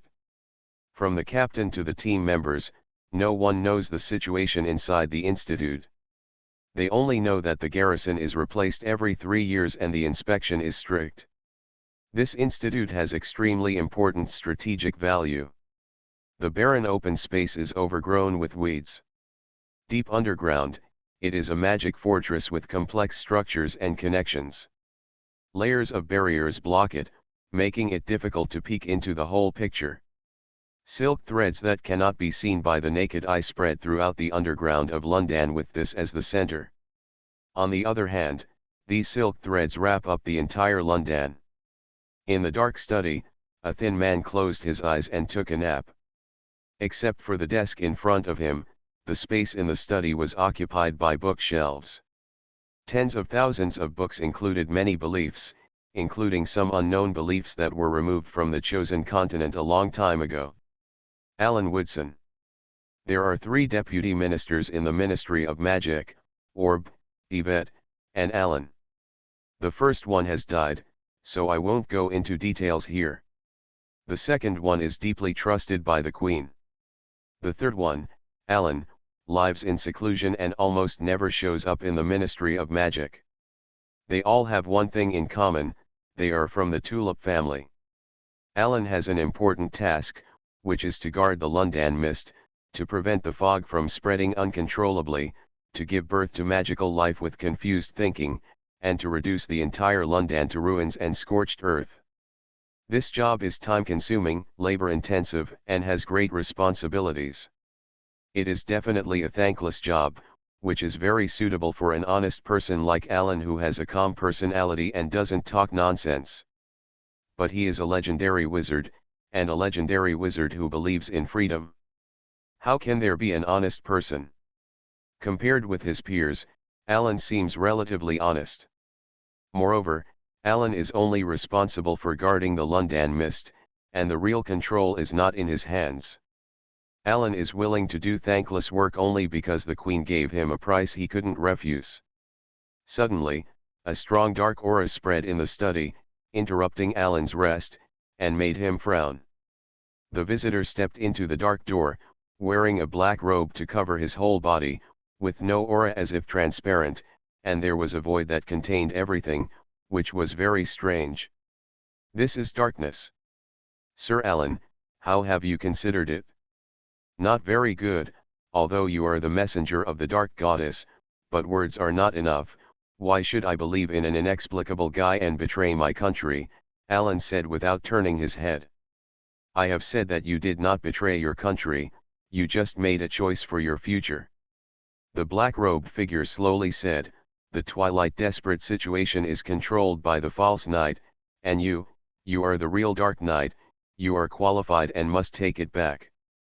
Just because I mastered the magic of the dark faith, I became the dark knight, Alan laughed softly. When he first saw the black-robed man who claimed to be the messenger of the dark goddess, Alan admitted that he was moved when he learned the news. That was the chosen knight of God, and anyone who came would have a faster heartbeat. But happiness came too suddenly, too inexplicably, without any signs. After Alan calmed down, he suppressed his desire and said he would think about it. The black-robed man gave too little information, such as who the false knight was. He never mentioned it from beginning to end, which made Alan feel that his IQ was underestimated. He couldn't resist the temptation of the Dark Knight, the bait was too delicious, but it was also because of the Dark Knight's power that he knew the danger behind it, and he would not agree without speaking clearly. Alan, you are already a legendary mage. If you want to go further in the future, you must make a choice among your beliefs. The man in black robe said unhurriedly. Those arrogant legendary mages step into the door of truth insistently, imagining themselves to be different, and hoping for luck. You have seen their results. They lose themselves and become one with the void. Now that the goddess has opened the door to you, why are you still hesitating? Haven't you been waiting for this opportunity? Because I will die. You are the chosen one, you will not die in a place like this. Then tell me who the false knight is, what is his identity, and what social status does he have in Windsor. Alan turned around and stared at the man in black robe with his black eyes. Alan, before you nod in agreement, I can't reveal too much to you. I can only say that Twilight Despair is forcibly controlled by a group of people. There are more than one false Dark Knights. We need to take back the power of Twilight Despair one by one. Then, that's it? Alan sneered and shook his head. He had talked enough today. He usually didn't talk as much in one day in 10.5 months. If the so-called goddess messenger has no other information, the conversation will end here and he will not see the guest off. Okay, let me reveal some more information to you. One of the false knights is from the Tulip family like you. The man in black robe said, I am just the messenger of the goddess. I am only responsible for conveying the oracle and guiding the real knights to their positions. I can't help you snatch the Twilight desperate situation. You can defeat him first and gain part of the power of the Dark Knight. Even if it's false, it's still the Dark Knight. Are you sure I can defeat him? Alan frowned. Your identity as the chosen one will not be false. Since the goddess has chosen you, everything is destined. You may experience setbacks, but these are tests for you by the goddess, and you will win in the end. Is there any other nonsense? If not, I still have to think about it. I hope you can reply to me as soon as possible. The man in black robe finished speaking, took a step back and disappeared into the darkness. Looking at the other party's posture of coming and going freely, Alan felt deeply powerless. The underground fortress embodies the efforts of many legendary mages. Not just anyone can get in. Even he, the deputy minister, has to gather all the keys to pass safely. Messenger of the goddess. The Dark Knight is certainly tempting, but can I really do it? Alan hesitated. Maybe he could, but the power of the false knight still frightened him, so finding a partner to help was the best strategy. Faces flashed through his mind, and Alan passed them one by one. They were just pickpockets, none of them trustworthy. Soon, a face appeared in front of him. His longtime friend, Celeste, the legendary wizard from the Ministry of Magic. Alan weighed their friendship, waited for a moment, and shook his head slightly. I heard that he was instigated to betray the Heavenly Father's Holy See and became an undercover agent placed by the Heavenly Father's Holy See in the Ministry of Magic. He also led the princess astray, which made the queen very dissatisfied. If you cooperate with him, there is a high probability that Twilight Despair will be collected by Heavenly Father's Holy See. Alan understands the legendary mage who has freedom of belief very well. In a nutshell, whoever wins will help whom. Celeste jumped left and right, throwing her life and blood for the royal family with her front foot, and going through life and death for the Holy See with her back foot. In the final analysis, this is the reason. But if I hide the news about Twilight's desperate situation, reveal a major secret, and only ask him to help me kill someone, I guess he won't refuse. Alan put together a plan and drafted 3 articles. He was sure that he could convince Celeste and decided to make an appointment with him tomorrow morning. Not at night, he still has work. Ah, you're leaving. Wayne House, study. Wayne looked at the knight armor in surprise, tilted his head and looked at it for a while. Where are you going, the Sun Church stronghold? Valkyrie shook his head and said, the Church of the Sun is just the first stop. I met the messenger of the goddess and received the oracle to take back the power of the Sun Knight. Wait a minute, I didn't understand. Please tell me slowly as the trouble unfolds. Wayne interrupted, asking what kind of messenger of the goddess is Ashwi who turned into an owl? If so, has Ashwi's sentence ended? The seal of the frozen continent is in crisis. The Sun Knight needs to recall all his power. I will first go to the Church of the Sun to gather all the manpower, and then cross the Sea of Mist to retrieve the lost power of the Sun Knight. Finally, I will send it to go to the frozen continent. Valkyrie recounted the oracle of the goddess's messenger and replied, I did not see the messenger directly, but I was guided by the messenger, and that kind of induction cannot be wrong. You've been talking for a long time and you haven't even seen the other person's face. Wayne was speechless. Besides, you have lost your memory and can't remember your name. How dare you still have that kind of feeling? Valkyrie ignored it, and the oracle issued a decree that she would lead the charge and use the remaining strength in her life to wield the sword for the goddess. Where is the Sea of Mist? Wayne asked. This is the entrance. Valkyrie looked at the map in the study room, pointed accurately, and clicked on Route 114, the only route from London to Gyeonggi County. Wayne's eyes twitched slightly. He remembered this place. He was lucky enough to get lost on Route 114 and return safely to the God's Choice continent through the thick fog. That year, the Death Knight was weak, helpless, and afraid of violence. Valkyrie, you may not believe me, but I once went there and was lucky enough to escape. Excuse me, that place is not for humans, it's really dangerous. Have you been there? Yeah. Wayne looked strange. If I put you in the trunk that time, maybe you could go in with me. Valkyrie asked curiously. Wayne didn't know much, and recounted what he saw. That black mountain left a deep impression on me. To be honest, I don't recommend you go in. You are no longer at the peak, there is no need to take risks. What if you die in there? This is the honor of a knight, I will not escape my own destination, Valkyrie said firmly.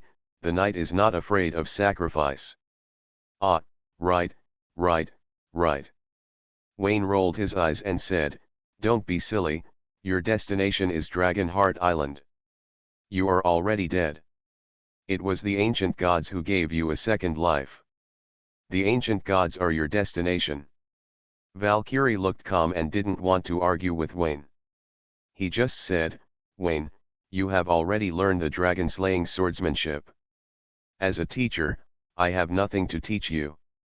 Staying here will only waste time. I should go find my own destination. I can be your destination. At worst, stay and help take care of the children. The children's preschool education is in need of a night teacher. After all, it was the first love of August 20th. Even though Valkyrie was old-fashioned and boring, even though she only had a trace of thinking left, even though she was now just a suit of armor, Wayne still decided to help her.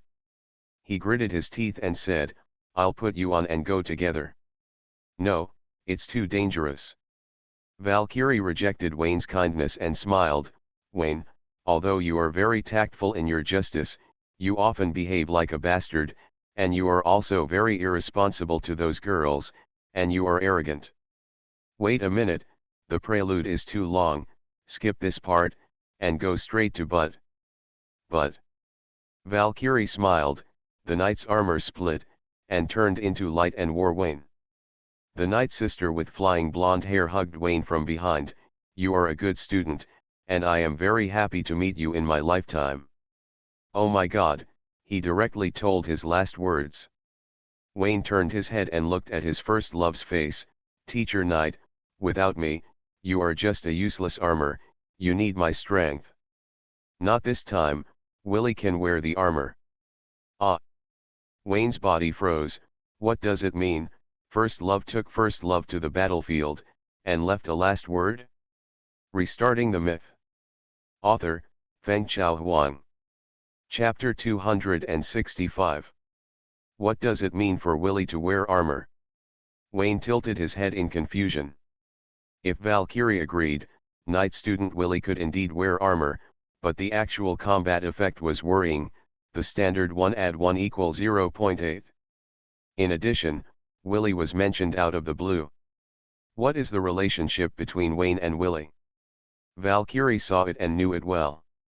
It was her who adhered to the spirit of chivalry and had noble moral qualities. If someone else said so, Wayne would definitely suspect that the other party had set a trap to lure him into the game. According to the messenger, the Watson family is a knight's squire. Willie's father, Cushing Watson, once served the current Sun Knight. He received the Order of the Knight and carried part of the knight's power through the Sea of Mist. Valkyrie slowly narrated that the world on the other side of the Sea of Mist seemed to have some connection with the seal of the frozen continent. The Sun Knight guarded the frozen continent and could not leave. He entrusted his power to his squire Cushing and entrusted him with an important task.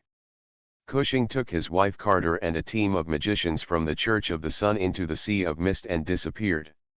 The Church naturally would not define this as a simple missing case involving the power of the Sun Knight.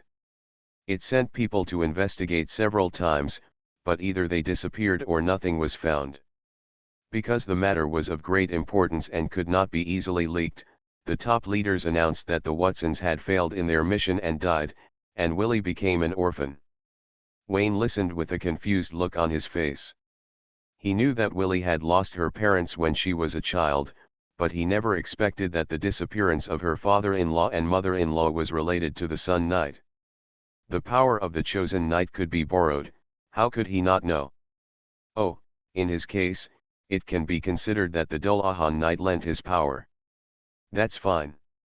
The Watson family is a knight's squire, and the person I'm waiting for on Dragonheart Island should be Willie, but you are better, Valkyrie said in Wayne's ear. Willie found her, got the knight's inheritance, went to the Sea of Mist, found the power of the Sun Knight and sent it to the frozen continent. Everything was arranged by fate. Really or not, is fate so outrageous? Wayne raised his eyebrows. Valkyrie's words did make some sense. There are two treasures on Dragonheart Island. One is the knight armor Valkyrie, which represents the inheritance of dragon-slaying swordsmanship, and the other is the dragon's secret treasure, Dragonheart blood. These two treasures just correspond to Willie and Veronica. They just happened to set foot on Dragonheart Island and both got their corresponding treasures. It is not an exaggeration to say that it is fate. However, Wayne thinks the statement is too far-fetched, and the reason lies with him. First he went to Dragonheart Island to investigate the case, and then Willie persuaded Veronica to travel to Dragonheart Island together. If it weren't for him, the dragon blood would be taken away by the Hell Devil Blood Tyrant, and Valkyrie would be defeated by the Blood Tyrant, and her mind would be exhausted and she would die completely. Wayne knew that he was a time traveler. In the timeline without him, the future of the original Wayne was already determined, and he was the Death Knight.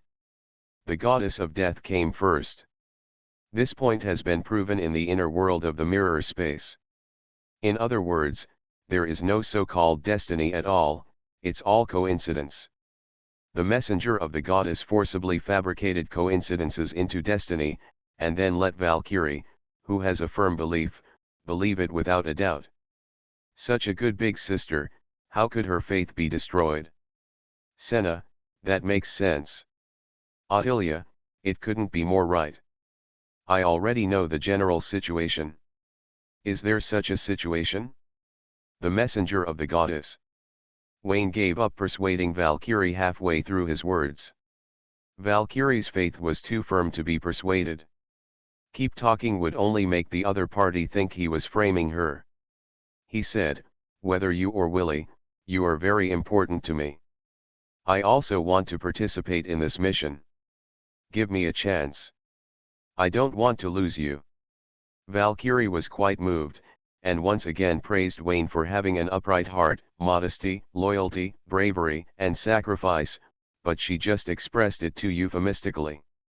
Obviously, the night teacher did not understand the student's subtext, or perhaps he understood it, but did not take it to heart, and only regarded him as a night student. Teachers and students can't be timid. As for the relationship between Willie and Wayne, Valkyrie was quite distressed. Wayne, if you let go now, she still has reasons to leave. If you insist on participating in this mission, it will only make her suffer from a bad emotional relationship for the rest of her life. This is too cruel. If you say so, then I have to go. Wayne snorted. He had made up his mind, and it would be useless for anyone to come today. When do you leave? The day after tomorrow morning. So in a hurry. Wayne thought it was tricky, and calculated silently. The time was a bit tight, but it was still in time. He quickly took off his knight's armor, put it in the corner, and drove straight to Landau Manor. There is important information, and I have to discuss it with Laudeng. Landau Manor, the eldest lady's villa. The three heads were talking and laughing together. The difference was that Veronica was really happy, and the other two were a little depressed. Chris was very depressed and secretly looked at Veronica. Wayne should not have lied to him. The two rolled on the sheets. Just looking at the appearance, Veronica is no different from before. She is still arrogant when she should be arrogant. There is no sign of maturity and transformation on her body, but her breasts seem to be bigger than before. Senior sister. Veronica sat next to Chris, raised her hand to hold the senior sister's arm, and blocked her chest by the way. Although she still has an inexplicable affection for Bai Yueguang and always wants to play with Tai Tai when they meet, but she has a fiancé, and Tai Tai must keep a distance from her in the future, otherwise her fiancé will definitely misunderstand her if he finds out. With her fiancé's bastard character, she might use this as a threat to do something embarrassing to her senior sister. Hey, senior sister, you don't want Veronica's reputation to be damaged, right? Bah, pervert. Seeing that Veronica was blushing shyly for a while, and angry for a while, Chris hesitated for a moment, but decided to clarify the relationship. It's not a problem to keep putting it off. Veronica, Wayne said you were picked up, is that true? Of course it's true. He is Wayne's biological mother and Austin is Wayne's biological father. I'm nothing. Veronica looked depressed. Indeed it is. Chris glanced at Veronica and saw that she was humming a tune with her eyes closed. Her mind was not here. She bit Veronica's ear and whispered, Wayne also said that when we were in Osteria, what has happened between you and him is. I'm not. I didn't. Impossible. Veronica jumped up like a frightened Monica, blushing and waving her hands repeatedly, resolutely refusing to admit that she was tainted by social garbage. Wei Li. It was obviously a bestie game between three people, but she couldn't join the chat because there was no plot. Veronica, are you sure you haven't had it? Willie forced herself into the conversation and hummed, I'm sorry, I've already had it. The effect was explosive and Veronica exploded on the spot. With a flying swoop, Willie was pushed down on the sofa, and her arms were locked behind her back, and she said viciously, say you didn't or I'll beat you to death today. Willie still wanted to persist, and after 3 seconds she shouted for mercy.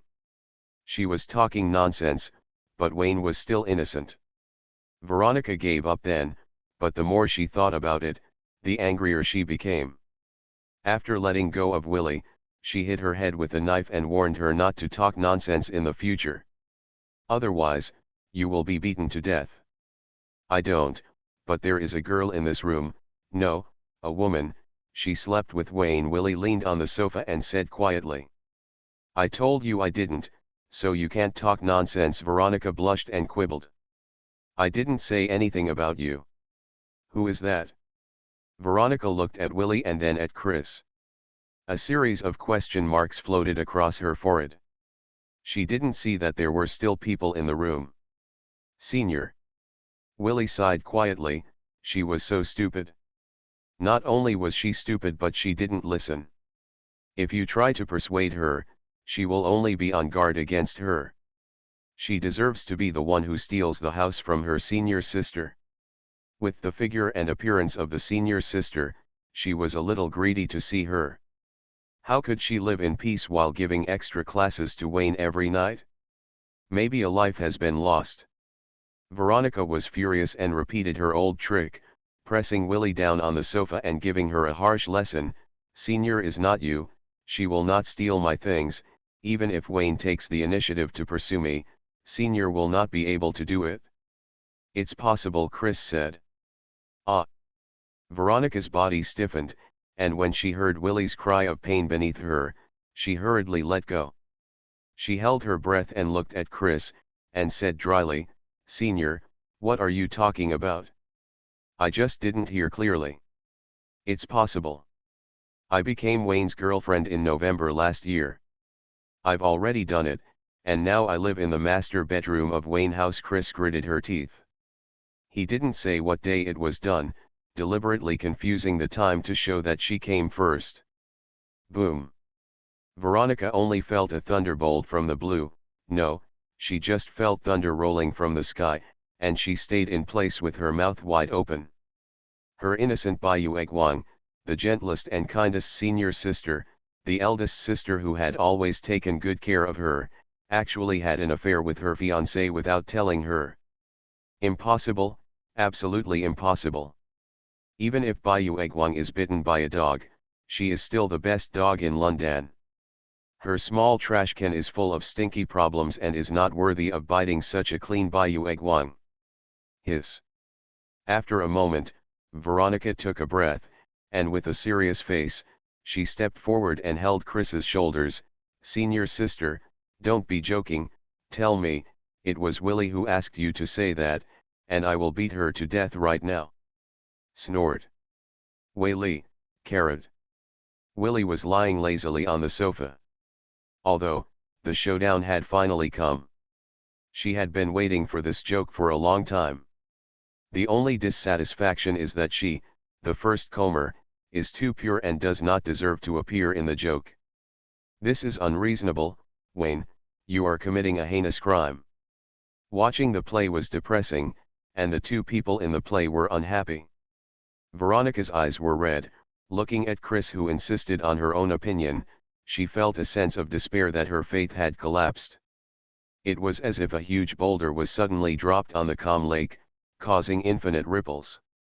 Faintly, Veronica saw a bottomless chasm, getting wider and wider, making her and Bayuegwang go further and further away. Can't. Veronica shook her head repeatedly, remembering that she had misunderstood Wayne twice before, but she ended up wrong. She stood firm and refused to take a step back, insisting that Chris confess that this was a prank, and the mastermind was Willie. Chris gritted his teeth and persisted for a while. Seeing how pitiful Veronica was trying to hold back her tears, she couldn't bear it and said, "It's a prank, I lied to you, and Wayne, no. No."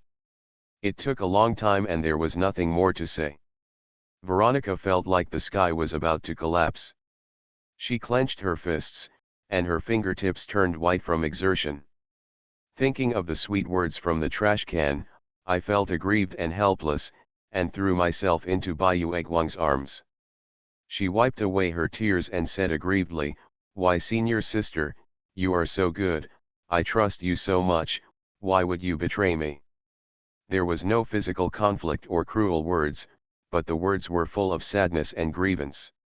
Chris was unable to be punished, and none of the words she prepared were of use. She hurriedly comforted Veronica and explained the causes and consequences of her fall.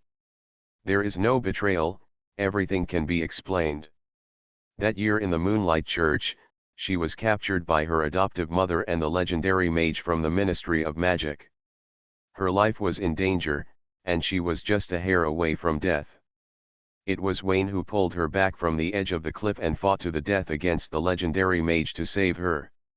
After that time, Chris gave up and was addicted to sweet words and couldn't extricate herself. When Veronica heard that Chris almost died, She was still a little worried. Then she said angrily, "But Wayne is the heir to the Landau family. You should know about my relationship with him. Just because I didn't admit it doesn't mean I don't recognize. I thought you were his sister, bye." After all, Mr. Landau and Wayne look so much alike, everyone said. Chris also felt aggrieved and said, "On Wayne's birthday, I asked you and you said he was your brother." Veronica was numb, those were angry words. "My mother and Mr. Landau were too kind to him and ignored my feelings. I said that because I felt uncomfortable. You said so after all. Veronica, I only found out that you were picked up in the past few days. I was afraid that you would be sad, so I have been hesitant to ask clearly." Ah, these are also angry words. "I didn't pick them up, Wayne did." Impossible. X2. Veronica's eyes darkened as she tried to prove that she was related by blood to He and Austin. The two knew each other and worked together to invent her. Chris didn't believe it and insisted that He and Austin invented Wayne and that he was their biological child. Wayne was so eloquent that he couldn't correct Chris, and Veronica was even less able. Seeing that she couldn't explain clearly, she said helplessly, "Well, I did pick it up. Just because I picked it up, so I Wayne is not a brother and sister, this is no reason for you to steal my things." "Is there a possibility that you two robbed my things?" Willie interjected. No one paid any attention to her. Veronica and Chris had a disagreement about who came first, and they subconsciously ignored the golden retriever loser dog, letting her say whatever she said, but just didn't talk to her. "Damn it, I finally understand, it's all that bastard. He deliberately lied to you to let you put down the burden before pursuing you." Veronica lay in the warmth and softness, her eyes flashed fiercely. "Yes, senior sister, if you are so good, you will definitely not steal her things intentionally. You are just a piece of social trash deceiving the senior sister." "Well, he said it and explained it many times. He always insisted that you are not brother and sister." "I don't believe it," Chris said with shame. What she said was what she said, and she didn't want to push the blame away. "He seems to have said that between you and senior sister." Veronica was stunned when she heard this. It seemed, maybe, that the social trash had confessed to cheating and was already in a relationship with her senior sister. After the Saints' election, she returned to London to get married. She refused to believe it and said that the social trash was spreading rumors. It turns out to be true. X2. Veronica subconsciously raised her head, and the two women stared at each other. According to this kind of talk, the scumbag would do anything, but they didn't want to believe it. "No, Wayne was just a spy, taking advantage of your trust in each other and your inner escapism from reality to convince you of your false reality." Whaley spoke slowly. "He mixed the truth with lies. Even if the matter is revealed, it was you who were at fault for not listening to his advice. And his mistake was just that he couldn't bear to reject your love and wanted you to be happy at the same time. That's all. To put it bluntly, you two are being manipulated by him, and together you are no match for him." Willie earnestly advised her good sisters to let him go before it's too late. "Wayne is too bad and not worthy of being entrusted to him for the rest of his life by his sisters." Chris lowered his head and said nothing. Willie made sense. Veronica should quit immediately. Veronica didn't say anything either. Willie was right, but the family couldn't live without an heir. Big trash cans looked after small trash cans. It would be hard to have such inferior social trash anymore. "You guys talk." "What are you talking about?" "Let's go and then you can come, right?" Omega WTTKNCO. Veronica was very upset, and when she saw Willie beaming with joy, and pretending to be affectionate while watching the excitement, she directly vented her resentment on her. Poor Willie was being played around by Veronica.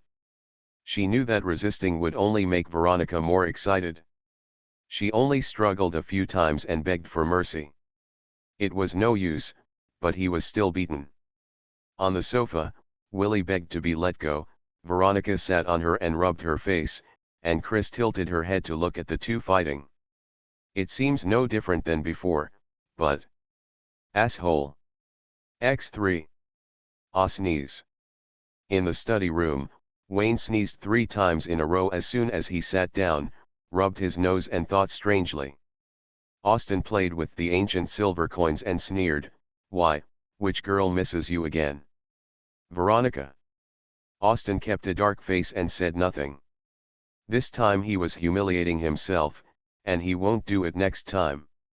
Wayne seized the opportunity and counted on his fingers. It is said that 1 thinks, 2 curses, and 3 complains. If Veronica is not complaining about me, there are 3 girls thinking about me at the same time. There must be Veronica among them. Way by.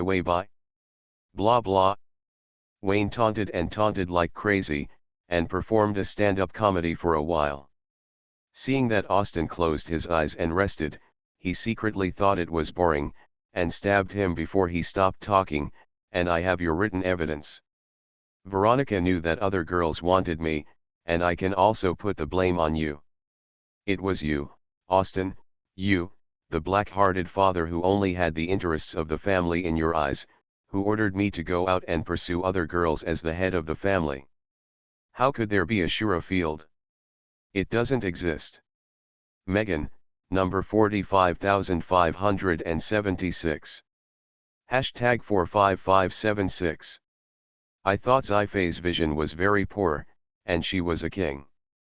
I didn't expect that each generation was stronger than the previous one, and Veronica was the king of kings who was crowned with the crown. After the stand-up comedy, Wayne began to get to the point, telling the story of the Sun Knight encountering a crisis in the frozen continent and needing to regain the power that had been lost.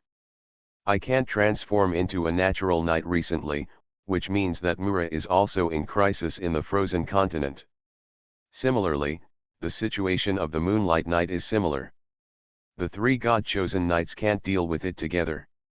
Wayne analyzed it and asked in confusion, "What about you, Dark Knight?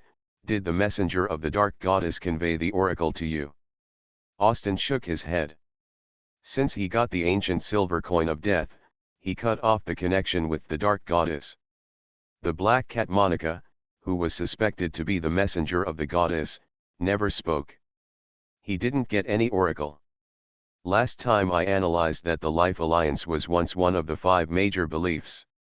Although the 2 goddesses of darkness and death have withdrawn their shares, they still have connections. Now it seems that I thought too much." Wayne shrugged and asked curiously, "The situation in the frozen continent is very tricky. The 3 God-chosen knights may not be able to hold on. Do you plan to join in the fun?" Austin shook his head and refused. As a Dark Knight, he has limited power and cannot compete with the 3 knights who have been immersed in yin for a long time. In the case of mismatched strength between the 2 sides, he will only die if he goes to the frozen continent. But Austin allowed Wayne to help and gather the power of the Sun Knights to prevent the frozen continent from causing any trouble. In the final analysis, the 3 God-chosen knights guarded not only the seal, but also the order of the God-chosen continent. A stable order was more important than anything else. Wayne nodded. After Austin said this, the significance of this trip was instantly sublimated, and the red scarf on his chest became much brighter. "You'd better not die outside." Austin glanced at Wayne. Although he couldn't see where he was, Megan was right. Not only did Sci-fi and Veronica make a choice, he also chose Wayne. Even if a piece of clothing doesn't fit, you will get used to it after wearing it for a long time. If you change to another piece of clothing, you will not only have to adapt to it again, but you will also be unable to help comparing it. Austin had reason to suspect that neither he, Sci-fi, nor Veronica could pick out better clothes. "That's it? I'm in a hurry. I'll go and tell Veronica first, and pack my luggage when I get home." Wayne left the study, rubbing his hands and heading straight to the eldest lady's villa. You are listening to Novels at Bless Up channel. Wish you happiness and luck. Please subscribe to receive new novels. How do you feel about this novel? Please like and leave a comment. Restarting the Myth. Author, Fengchao Huang. Chapter 266. Wayne pushed open the door of the villa of the eldest lady, humming a little tune, and came to the living room. When he saw the three girlfriends sitting on the sofa, his heart skipped a beat.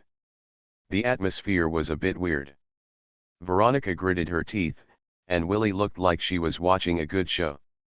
When she saw Wayne's puzzled look, her face turned pale, and she looked like she was bullied and fell sick on the sofa. Wayne didn't understand, so he turned to look at Chris. The senior sister was the most caring, and she would definitely tell him the reason for the weird atmosphere. But she didn't. The wife, who used to be gentle and kind, sighed today, turned her head and looked aside, leaving a cold profile to the social garbage. This iceberg face only appears when Chris is extremely emotional. So. Wayne raised his eyebrows and turned away. Well, I seem to be here at the wrong time. If you sisters have something to say, I won't bother you. No, you're here at the right time. Veronica flashed behind Wayne, raised her hand and grabbed his collar, and forced him to the sofa. Tell me, have you and the senior sister already? What else is there to say? They must have done it. Veronica was too lazy to listen to Wayne's quibbling. She was afraid of herself and Chris believing his lies. She dragged him to the window, her arms opened with white and dense scales, and hit the disgusting face. Boom! Accompanied by the sound of the window breaking, the human cannon soared into the sky and headed straight towards the grove. Wayne. Willie stood up to chase him, but was held down by Veronica, who said viciously, "No one is allowed to leave today, all of you stay and spend the night with me." Chris was upset, so let it be. She was soft-hearted, she would definitely forgive Wayne. Instead of letting Wayne fool her, it would be better to let Veronica make the decision. Having said that, Chris didn't know how to face Veronica. The two of them had sex with the same man, and their relationship had changed. The room fell silent again. Willie stood by the window and looked for a long time, and when no one spoke, she raised her hand and said, "Let's play cards." Austin stood in front of the study window and looked out, wondering why he suddenly flew away, and flew quite far. Fly well. That's how it should fly. It looks like I've been exposed. In the grove, Wayne stood up, rubbing his face, and said to himself, I didn't expect retribution to come so quickly. It really proves the saying that if you don't want others to know, you must not do it yourself. This punch hurts, it's not a reward. He glanced at the villa of the eldest lady, struggling whether to go over and take a few more punches. After thinking about it, forget it. Today is not the right time, and there will be no chance to quibble if he goes over. Before walking out of the grove, Wayne found the black cat Monica taking a leisurely walk. The latter shook her head and tail, with her tail erected high, and took small steps to inspect her super cat litter box, as if shaking for the strip. Hee. Wayne flashed in front of Monica and lifted her up high with his hands. Monica, lift her up high. The black cat was startled and waved its claws and legs to try to escape. Unable to break the defense. Wayne was thick-skinned and thought that Monica was acting coquettishly to him, so he hugged the black cat and stroked it hard. He was happy, and so was Monica. Although the latter refused, she soon fell under the superb craftsmanship and started the Emperor engine. Wayne narrowed his eyes, held Monica's head, and used the soul-sucking trick. Good cat. The Nature Knight encountered a problem in the frozen continent, and the Sun Knight was also eager to regain all his strength. What should the Dark Knight do? Should he continue to watch the show? Monica was sucked out of her soul by the soul-sucking, and her whole cat face was deformed. It seemed to be an ordinary black cat and could not understand what Wayne was saying at all. Wayne stroked Monica for a while, put Monica on the lawn and let her go. Monica didn't. The High Priest's villa, living room. Philomena lay on the sofa sideways, wearing a silk bathrobe, with two long pink and white legs draped over Wayne. "Damn it, why are you leaving just after you got home? You are a natural knight, what does the Sun Church have to do with you?" Philomena complained again and again, "Don't talk about the Life Alliance, only children believe in these things, you never care about the affairs of our Moonlight Church, my office is built, have you been there once, you don't have me in your heart." Philomena complained a lot, Wayne didn't dare to refute, holding her two beautiful legs like a treasure, applying cucumber slices to replenish water and nutrition. With Philomena's magical attainments, she can stay young forever, and she doesn't need to rely on external beauty care.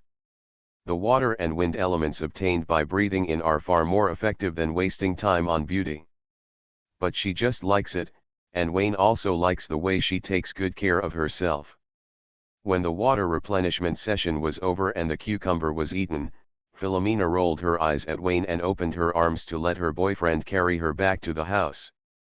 "Not good, I'm leaving the day after tomorrow, and I have to take care of my body these 2 days." Wayne held his waist, looking embarrassed. Humph. Philomena stood up and jumped on Wayne's back, clinging to him like an octopus. She said this as if she was unsatisfied. It was clear that Wayne was always the one who kept pestering her. Even if he was exhausted, it was Wayne who was asking for trouble. Wayne had no choice but to remind him twice to pay attention to his body before he carried the beauty upstairs. Regina had already returned to Prussia, thinking about her sister. Wayne gave her limited free time, and she should be back in a few days. In the afternoon, Wayne returned home and asked his housekeeper, Fra, to simply pack his luggage. While he was busy, he found that the Landau family's black car had sent Chris back. Is this the end? Wayne thought that this Cold War would last for a long time, but he didn't expect that the trio would collapse due to disagreements so quickly. He came to the door with an excited face, nodded and bowed to welcome Chris into the house. Seeing his shameless look, Chris was both amused and angry, but every time she was angry, there would be a scene in front of her eyes of Wayne protecting him behind him and facing the legendary mage. I couldn't hate it for 3 seconds, and my momentum weakened. Willie was right, she was being played with, and her life was over. Chrissy sighed and ate her replenishing dinner gloomily.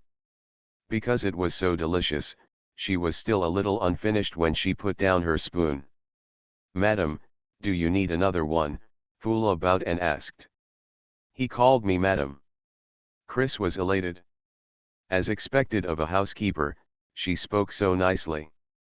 Even a mediocre sentence came out of the housekeeper's mouth and sounded 10,000 times better than that of a nasty bastard. Well done, keep talking, she loves hearing this. Wayne silently glanced at Furla, who shook his head slightly. Now was not the time for eye contact, and it would be bad if Madame saw him. The housekeeper is indeed Fura, he is so professional, and he must have been the mediator between Austin and Heap in the past. He said compliments expressionlessly and walked up the steps one after another, allowing Chrissy, who was already hesitant, to walk down smoothly. Walked directly into Wayne's arms. In the master bedroom, Chris bit Wayne's shoulder and said angrily, "Veronica is unhappy, so is Willie, and I am also unhappy. It's all your fault. You're still feeling uncomfortable. Didn't you feel better just now? Asshole, who told you this?" Chrissy's cheeks were slightly drunk, and there were 2 red clouds. She buried herself in her sweetheart's arms without saying a word, hugged his neck tightly, and said quietly, "I moved in, and I have no intention of moving out again. You will don't bully me." Wayne tilted his head slightly and said with a smile, "Even if you want to move out, I won't agree. Now that you have moved in, don't dream about leaving. I will never let you go in this life." Chris closed her eyes, and the image of Veronica leaving in tears flashed through her mind. She couldn't help but feel heartbroken, and said gloomily, "You will have to leave tomorrow. Let's go, why don't you go say goodbye to Veronica? What's the difference between leaving at this time and being an animal?" Wayne hugged Chris tightly and whispered, "You are too kind. This is not good. You will suffer. You must learn to be cruel to me. Don't be afraid that it will not end well in the end. I deserve what I deserve." Chris snorted quietly, not knowing whether she heard it or not. "How do you know I'm leaving tomorrow?" Today at Landau Manor, Mr. Dick called Willie, who left in a hurry, and later called back and said that she had found news about her parents and was going to a very dangerous place. Chris opened her eyes. "I guess you know everything and will leave with Willie tomorrow. So be it. Will you also protect Willie behind you?" Chris thought silently, and came up with a natural answer. She snorted coldly, "Don't give Willie a chance, don't let her hug you from behind. If you let me know, I will, woo-woo." Wayne blocked it directly, interrupted the second half of the threat, turned over and pinned the person under him. June 15th. Chris helped Wayne put on his clothes. She was happy that he didn't leave last night and stayed by her side. But she was worried that Veronica would be sad and dropped her pearls all night long. Before dawn, she pushed Wayne off the bed, changed his clothes and took him to the door. After kissing him goodbye, she watched the car slowly leave. "The reason is to say goodbye to my parents before going away." "Madam, do you have any plans for today?" Fula bowed and asked. If there were no plans, he would send Chris to school on time. "Frat, you are not going to school today. You will send me to the detective agency at 10 o'clock. I want to meet Secretary Mona." "Please excuse me," Chris said. "Madam, this is my job as a housekeeper." Fola looked at the girl in front of him, well, let's call her a girl, and silently raised his rating. If the master had to choose a wife, he was willing to vote for Chrissy.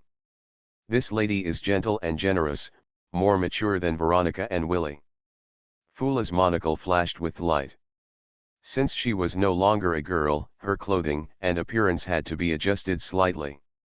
She could no longer wear girly clothes as before, lest she attract annoying flies and cause unnecessary trouble to the master. Thinking of this, Fra felt the need to tell Chris some social etiquette of upper-class society. Wayne drove to Landau Manor. Instead of going straight to the gay stronghold of the Church of the Sun, there was a suitcase with knight armor in the back. Valkyrie was in his hand, and he had the final say when to hit the road. Just in case, for example, if he needed to sacrifice a teammate, but there was no suitable teammate nearby, he also brought the snowy owl Axu over and locked him in a birdcage. He was currently sitting in the passenger seat. Miss Villa. Wayne looked at the well-repaired windows and said to himself that he was professional. He was worthy of being a Landau family. After a long illness, he became a good doctor. He was very skilled in repairing windows. The door was locked, which didn't bother Wayne at all. He took his diary and climbed over the balcony to the second floor. He smelled the smell in the air and came to the bedroom on the second floor. In the house, Veronica was lying sideways on the bed, her long blonde hair spread out, breathing slowly, as if she was still dreaming. Wayne leaned over and kissed his forehead, and said slowly, "I'm going to the Sea of Mist. I wanted to tell you the day before yesterday, but you were unhappy, so you didn't find the chance. I'm leaving soon. I came here to say goodbye. It's very dangerous there. If I don't come back..." Bang! Wayne was punched in the chest and fell to his knees on the ground. He groaned and couldn't get up.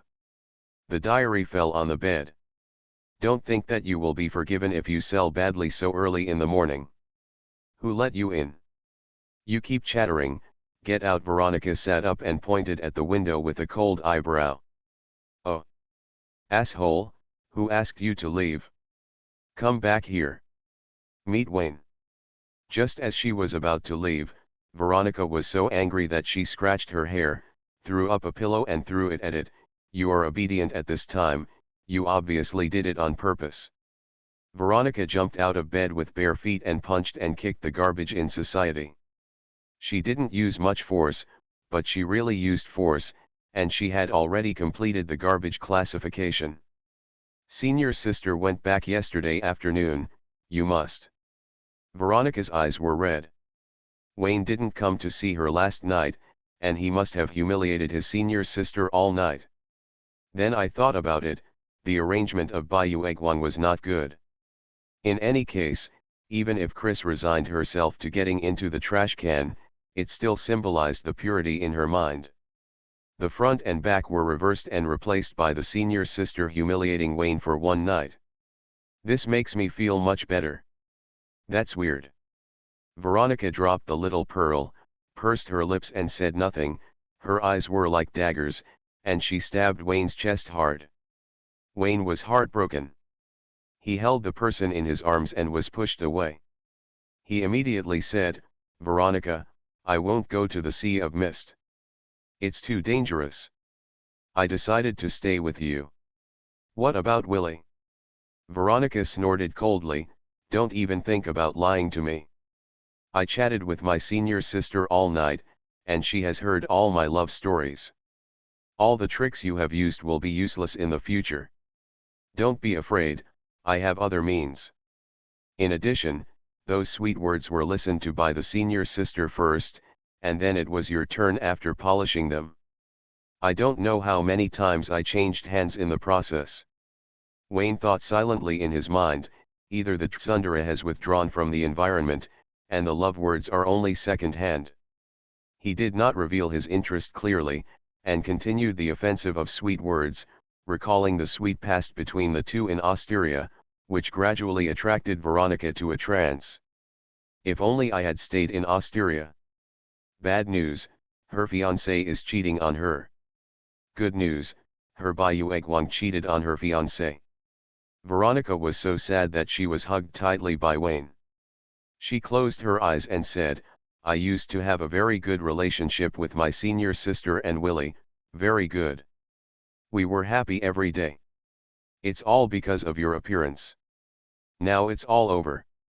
Don't worry, your relationship will definitely be better in the future." Wayne refused to reply until the sky cleared outside, and then he hesitated. "It's still an hour before the agreed time. There are still people waiting for me over there. Why don't you write it down first and wait for me to come back, scold me?" "No, you are not allowed to leave." Veronica grabbed Wayne's clothes, not knowing what to say. With the possessiveness of dragon blood, even Bayou Egwang would not agree to share it, but he was reluctant to drive Bayou Egwang away, and it was even more impossible for him to quit. His thoughts were confused, and thousands of words could be combined into one sentence. You are not allowed to let Wei Li stick to you, and you are not allowed to actively pursue Wei Li, otherwise. Veronica gritted her teeth and said, "I will be the one who picked it up from now on. You will be your heir. Never step into this room again." Wayne nodded and swore not to let Willie taste the sweetness, and then looked at Veronica helplessly. "My face is crying, do you want to go to the bathroom and take a shower?" "Haha, isn't there someone waiting for you? Make them wait." Veronica was speechless. The face of social trash was hateful and repulsive, which made her so upset that she didn't want to do anything else. After hugging him for half an hour, and after confirming that Wayne was completely late, Veronica let go of him, grabbed his collar and said, "I'll help you, go faster this way, don't keep them waiting too long." Boom! The human cannonball flew out of the balcony and fell into the woods in a graceful arc.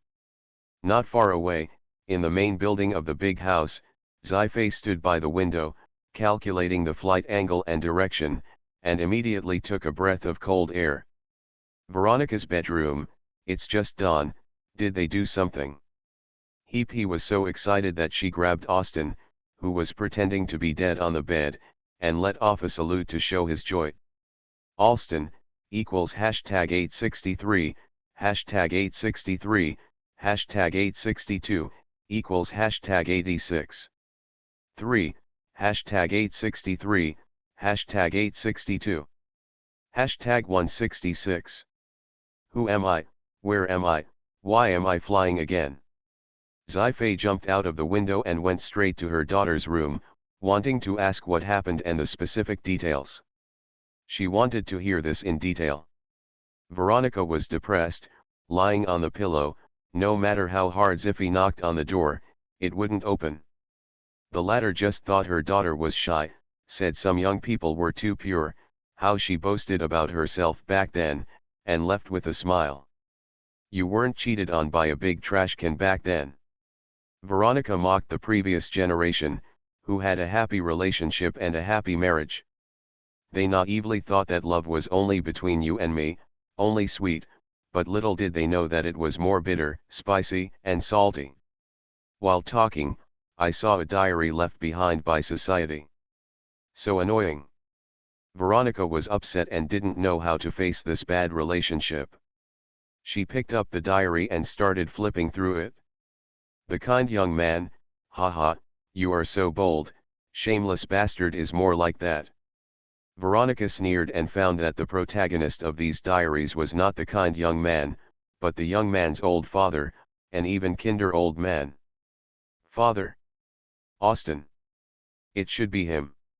Veronica was attracted by the beginning and read on with curiosity. Soon, her face became terribly gloomy. The diary clearly stated that the old father of the kind young man had an affair with the female boss and gave birth to a sister for the kind young man's fiancée. The article did not name the female boss. Or rather, if it was named, the author felt it was inappropriate and drew two black lines around the name, indicating that this paragraph should be deleted and could not be mentioned. Veronica saw clearly that the female boss was named Sophia, the female boss of an old company, widowed and living alone, and often had trysts with the old father of the kind young man late at night. Especially in the years when the kind-hearted young man's mother ran away from home, they met almost every night. The kind-hearted young man asked curiously and learned that the old father was the first love of the female boss. Because of the century-long plan of the company's external expansion, they could not be together, but the female boss loved the old father very much. Not only did she give him hiss. Veronica's scalp tingled, and she rushed to the balcony and shouted, "Mother, come here quickly, go through the window, I have something important to tell you. You little girl, now you know to find me." 11 snorted twice, seeing that her daughter was quite troubled, guessing that it was a shameful thing that was difficult to talk about, and put on the posture of a veteran, and walked back arrogantly. That day, there were continuous explosions and roars in the grove, and the housekeeper Megan chased everywhere. Mr. Landau has not appeared in public for several days. I heard that he has been on crutches. Restarting the myth. Author, Fengchao Huang. Chapter 267. Strength and Faith Bodybuilding Center. OM. All the believers of the Sun Goddess are muscular. Even a cute girl like Willie, judging from her appearance after being cursed, it is not difficult to guess that she has a muscular heart in her bones. All members have big muscles. Unlike the Natural Church, which has been cultivating in London for many years, and the Moonlight Church, which has recently expanded crazily, the Sun Church's faith has never been delegated by the royal family, and its development has been limited. Its largest base is this gym. Head coach Dick, the Golden Master, is the top leader of the Sun Church in the Windsor division. He is 2 meters tall, with a bald head and a scarred face, a muscular body, an avid wrestling fan, and his chest muscles can perform tap dancing. Yes, when he shook his chest, it was so powerful and heavy that he could make a sound by hitting the air. Wayne would like to call him the #1 muscle tycoon in London. Based on the principle of keeping a distance, he will not come to the gym if there is nothing and will not come if there is something wrong. Even if he has a free gym card, he has never used it once. What if? After all, this is Windsor, who doesn't follow the ordinary path. What if she is attacked by muscle guys and becomes distressed and starts to develop bad habits? The black car stopped slowly, and as soon as Wayne got out of the car, Bald Dick came out to greet him. "Wayne, you're late." "I can't help it. Women always procrastinate before going out. Wayne shrugged. It was not his fault. Dick looked at the window of the car. There was a birdcage on the passenger seat and a large suitcase in the back seat. There was no one there, let alone a woman. Valkyrie, she's a woman. Wayne decisively put the blame on Knight Armor, who didn't say much and wouldn't refute even though he knew he was being framed. Although Dick didn't believe it, he didn't pursue anything. With a wave of his hand, he ordered the two younger brothers to invite Valkyrie out. Just put it in the car and I'll take her there. Wayne shook his head. Didn't Valkyrie tell you that I participated in this mission? Dick frowned and quickly understood Wayne's thoughts, and advised, the knight did not tell me this. I hope you think clearly. The church has sent people into the Sea of Mist several times, but all ended in failure. It's very dangerous there. Needless to say, I went in precisely because of the danger. Wayne raised his hand to interrupt. Boy, you want to chase Willie, but you can't risk your life, although I appreciate your behavior. Dick picked out Wayne's thoughts, and after he finished his compliments, his expression turned cold. Willie has been in a bad mood recently. She pretended to be happy and nothing happened, but I can see that the reason lies with you. Not anymore. The scar on Dick's face kept beating. He stared at Wayne for a long time, then waved his hand and ordered him to get in the car. This trip was too risky, so Dick didn't take many people with him. He chose two strong coaches to accompany him, one with a bald head and the other with a bald head. With these three guys standing together, the underworld has to think carefully before speaking. In another car, Wayne moved the birdcage to the back seat, leaving the passenger seat free for Willie. It wasn't until the vehicle started and headed straight for Route 114 that Willie tilted her head and realized, Wayne, just forget it, it's too dangerous. Although this man is greedy and lustful, and uses despicable tricks to deceive her good sisters, but hey, sometimes he is really lovable. Guessing that Wayne was willing to take risks for her own sake, Willie was extremely happy. She was restless in the passenger seat and couldn't help but want to give it away for free. It's a pity that I can't give it. I won't give it in vain after making a promise. As a person, you must keep your word. While looking forward to being pursued, Willie was worried that the two good sisters had completed the progress bar, tilted their heads and looked out the window, thought for a long time, and decided to let Wayne withdraw from the mission. It's too dangerous. There's no need to take the risk. Wayne, I've thought about it carefully. It seems unlikely that we will be together. I like Veronica and my senior sister very much. The relationship between the four of us is too complicated. I want to be ordinary friends with you. Willie made a decision and tried to. After driving people away in this way, he added, no matter who ends up with you, Veronica or Senior, I will bless her. Willie, you are so kind-hearted. In comparison, Veronica and Chris are much worse. Wayne held the steering wheel and glanced at the golden retriever's head from the corner of his eye. He suppressed a smile and said, last night, Chris warned me not to give you a chance to take advantage. Veronica did the same this morning. They never mentioned each other. Just keep a distance between me and you, as if as long as you leave, they will acquiesce in each other's existence. Did those two Xiaobaichi really say that? I don't know who came first. The man who robbed the sister even joined forces to kick the sister out. Bah, how embarrassing is that?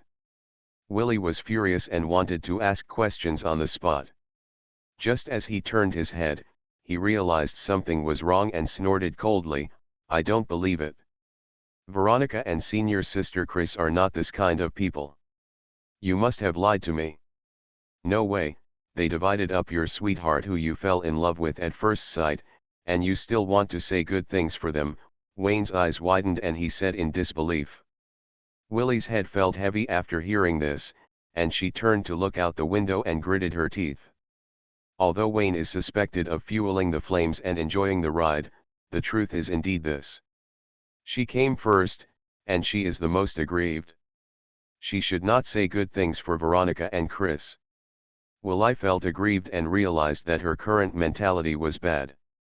She couldn't help but want to keep the person. She gritted her teeth and started looking for excitement and a reason to drive the person away. Wayne, where did you spend the night last night? I'm at home, where else could I be? Wayne thought for a moment. The person next to me last night was Chris. We just came out of Landau Manor this morning. You don't know, that kind of thing happens once and then it happens countless times, just like a broken car, the brake pads are removed, and only the accelerator and gearbox are left. Forgive you so quickly? That's not what they said at the time. Willie was so angry that her chest hurt. She imagined the man she liked being pressed down by her best friend and being humiliated. She could only stand outside the door and cry sadly. Because she had more theory than practice, she couldn't think of too many tricks, and the picture she imagined gradually turned into a relay race. As we all know, there are 3 ways to pass the baton in relay races, namely, the upward, downward, and mixed. Because the baton cannot be in a static state when passing, it is very challenging for the players to understand the rules and grasp the skills, such as the passing area and angle, and the experience of predicting and stable passing gained from long-term training. Willie shook her head frantically, and her golden ponytails swung back and forth. No, I can't think about it anymore. Willie wanted to find a reason to drive the person away, but she overestimated herself. After finding excitement, she got a reason to keep the person. Not for anything else, just to save face. She, Willie, was not trying to prove how great she was, but to tell her good sister that she must get back what she lost with her own hands. Thinking of this, Willie almost hated Wayne beside her, and said sullenly, "Wayne, you are very proud, right?" "What do you mean?" "You said these things on purpose to make me angry, and then let me keep you. Now the plan succeeded, you are very proud, right?" "What plan? I have been telling the truth." Wayne looked innocent, a little white flower, as pure as Austin. #hashtag 180, asterisk. Life is not easy, Willie sighed. Willie was convinced. Wayne made people love and hate him. Veronica and Chris were bound to fall. Since that was the case. Anyway, it was useless for her to struggle. Wayne was so good at deceiving girls that it was only a matter of time for her to fall. It would be happier to run to each other in both directions.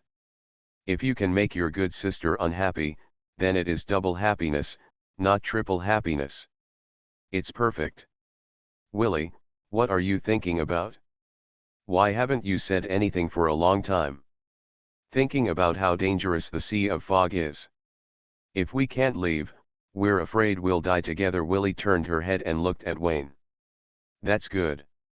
From now on, you will belong to me alone. Veronica and Chris have nothing. You can't say that. It's not kind all of a sudden. Wayne smiled slightly. Think about it. Although they warned me not to give you a chance, they still allowed me to come to help you. Sisters are so affectionate. Can you really bear to abandon them? Oh, you're still here. There was no CPU in those days, but it didn't stop Willie from seeing through Wayne's shameless intentions. He used the feelings between the sisters to jump around, clearly wanting the 3 of them to accept reality willingly. Be brave, the bastard wanted to put the 3 of them on the same bed. It seems not bad, Veronica and the senior sister are fragrant, if they can stick together. Damn, what's the use of such a good imagination? Willie shook her golden ponytails repeatedly, trying to get rid of her strange ideas from her head, and saw Wayne's uncontrollable mouth corners, and pointed her finger into a sword and stabbed him in the face. Devil, look at the sword. Stop it, drive. Route 114. The weather was clear and there was no fog. Wayne parked his car on the side of the road and watched Dick and the other 2 tinkering with the magic circle. Because of their abominable appearance, they looked like gangsters, just like the rioters who blasted the highway. To prevent being misunderstood, Wayne started the car and moved away from the three people a little. In the back seat, the knight's armor turned into light and reorganized, standing outside the car, quietly waiting for the space door to open.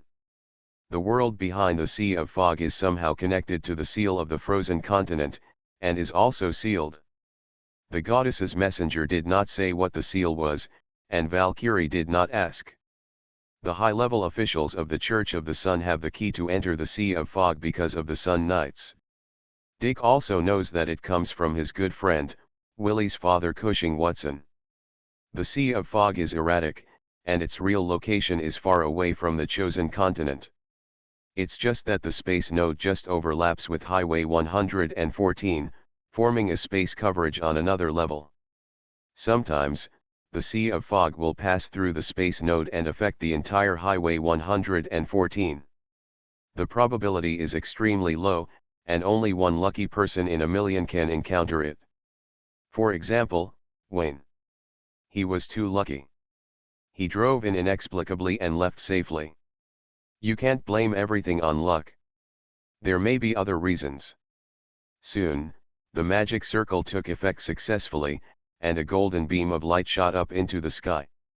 The sharp sword cut through the chaotic space, the waves stirred the air and blurred it, and a visible mist hand stretched out from it and slowly grabbed several people. "Get in the car. Follow me," Dick shouted, and started the car with two colleagues to prevent danger, and rushed to the front with a foot on the accelerator. Wayne quickly started the car and followed Dick into the thick fog.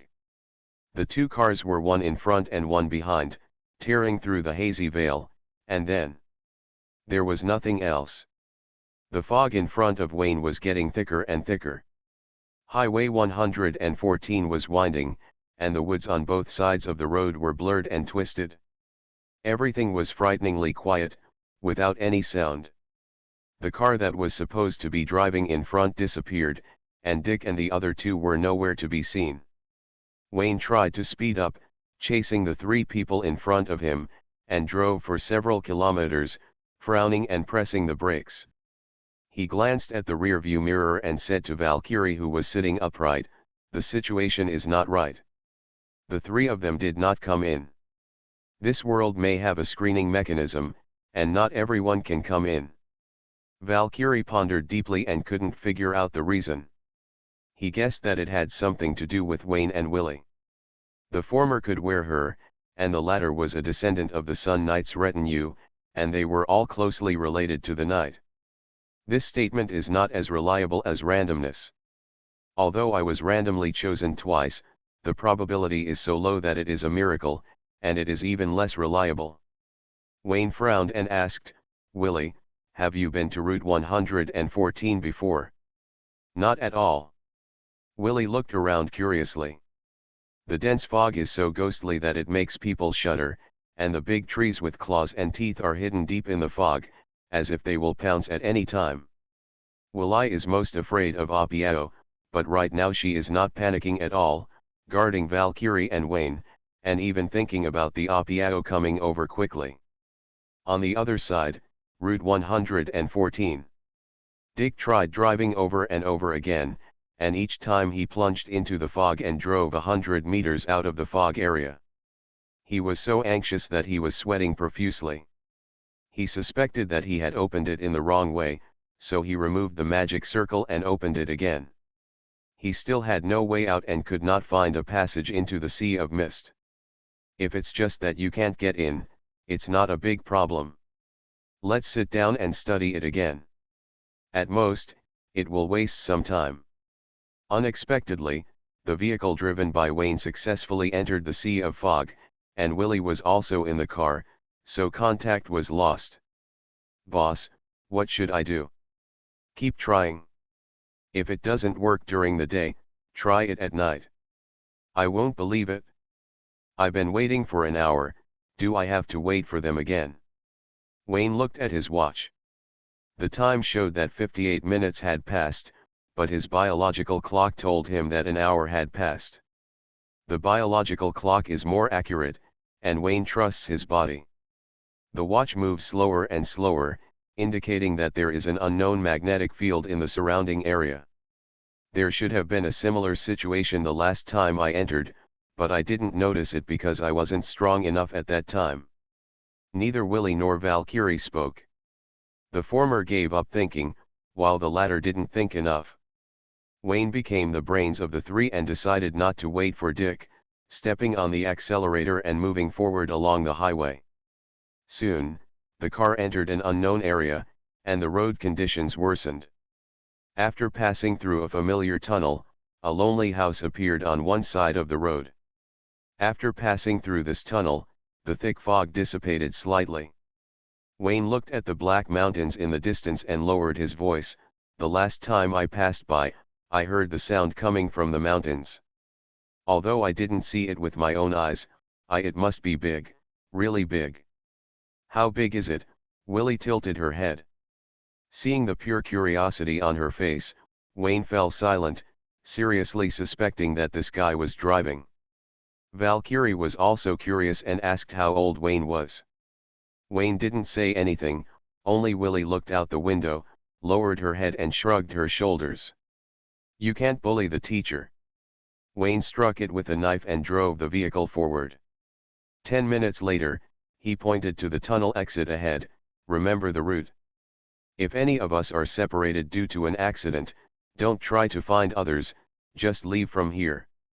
Saying this is the same as not saying it. Valkyrie can't abandon his students. Willie feels that she is the worst and will die without a protective umbrella, and Wayne can't just slap his butt and leave. The car turned around and returned to its original position 10 minutes later. Wayne stopped the car, glanced across several low rooms, and frowned. Valkyrie, are you sure Willie can sense the power of the Sun Knight? He tried to open the car door, sniffed the humid air, closed his eyes for a moment, and felt no discomfort in his body. The Book of Greed did not respond. Can. Valkyrie stepped out of the car. The knight's armor turned into light and dissipated, and was worn on Willie's body in equal proportions. The blonde girl was wearing an old and broken knight's armor and carrying a shining golden sword. At first glance, she looked like a Valkyrie. Unfortunately, her temperament was too immature and she didn't have the elegance and nobility of the knight's elder sister. It made Wayne think of being defeated and captured. The knight girl.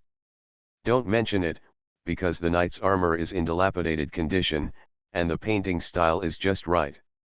Willie closed her eyes and sensed the power brought by the armor.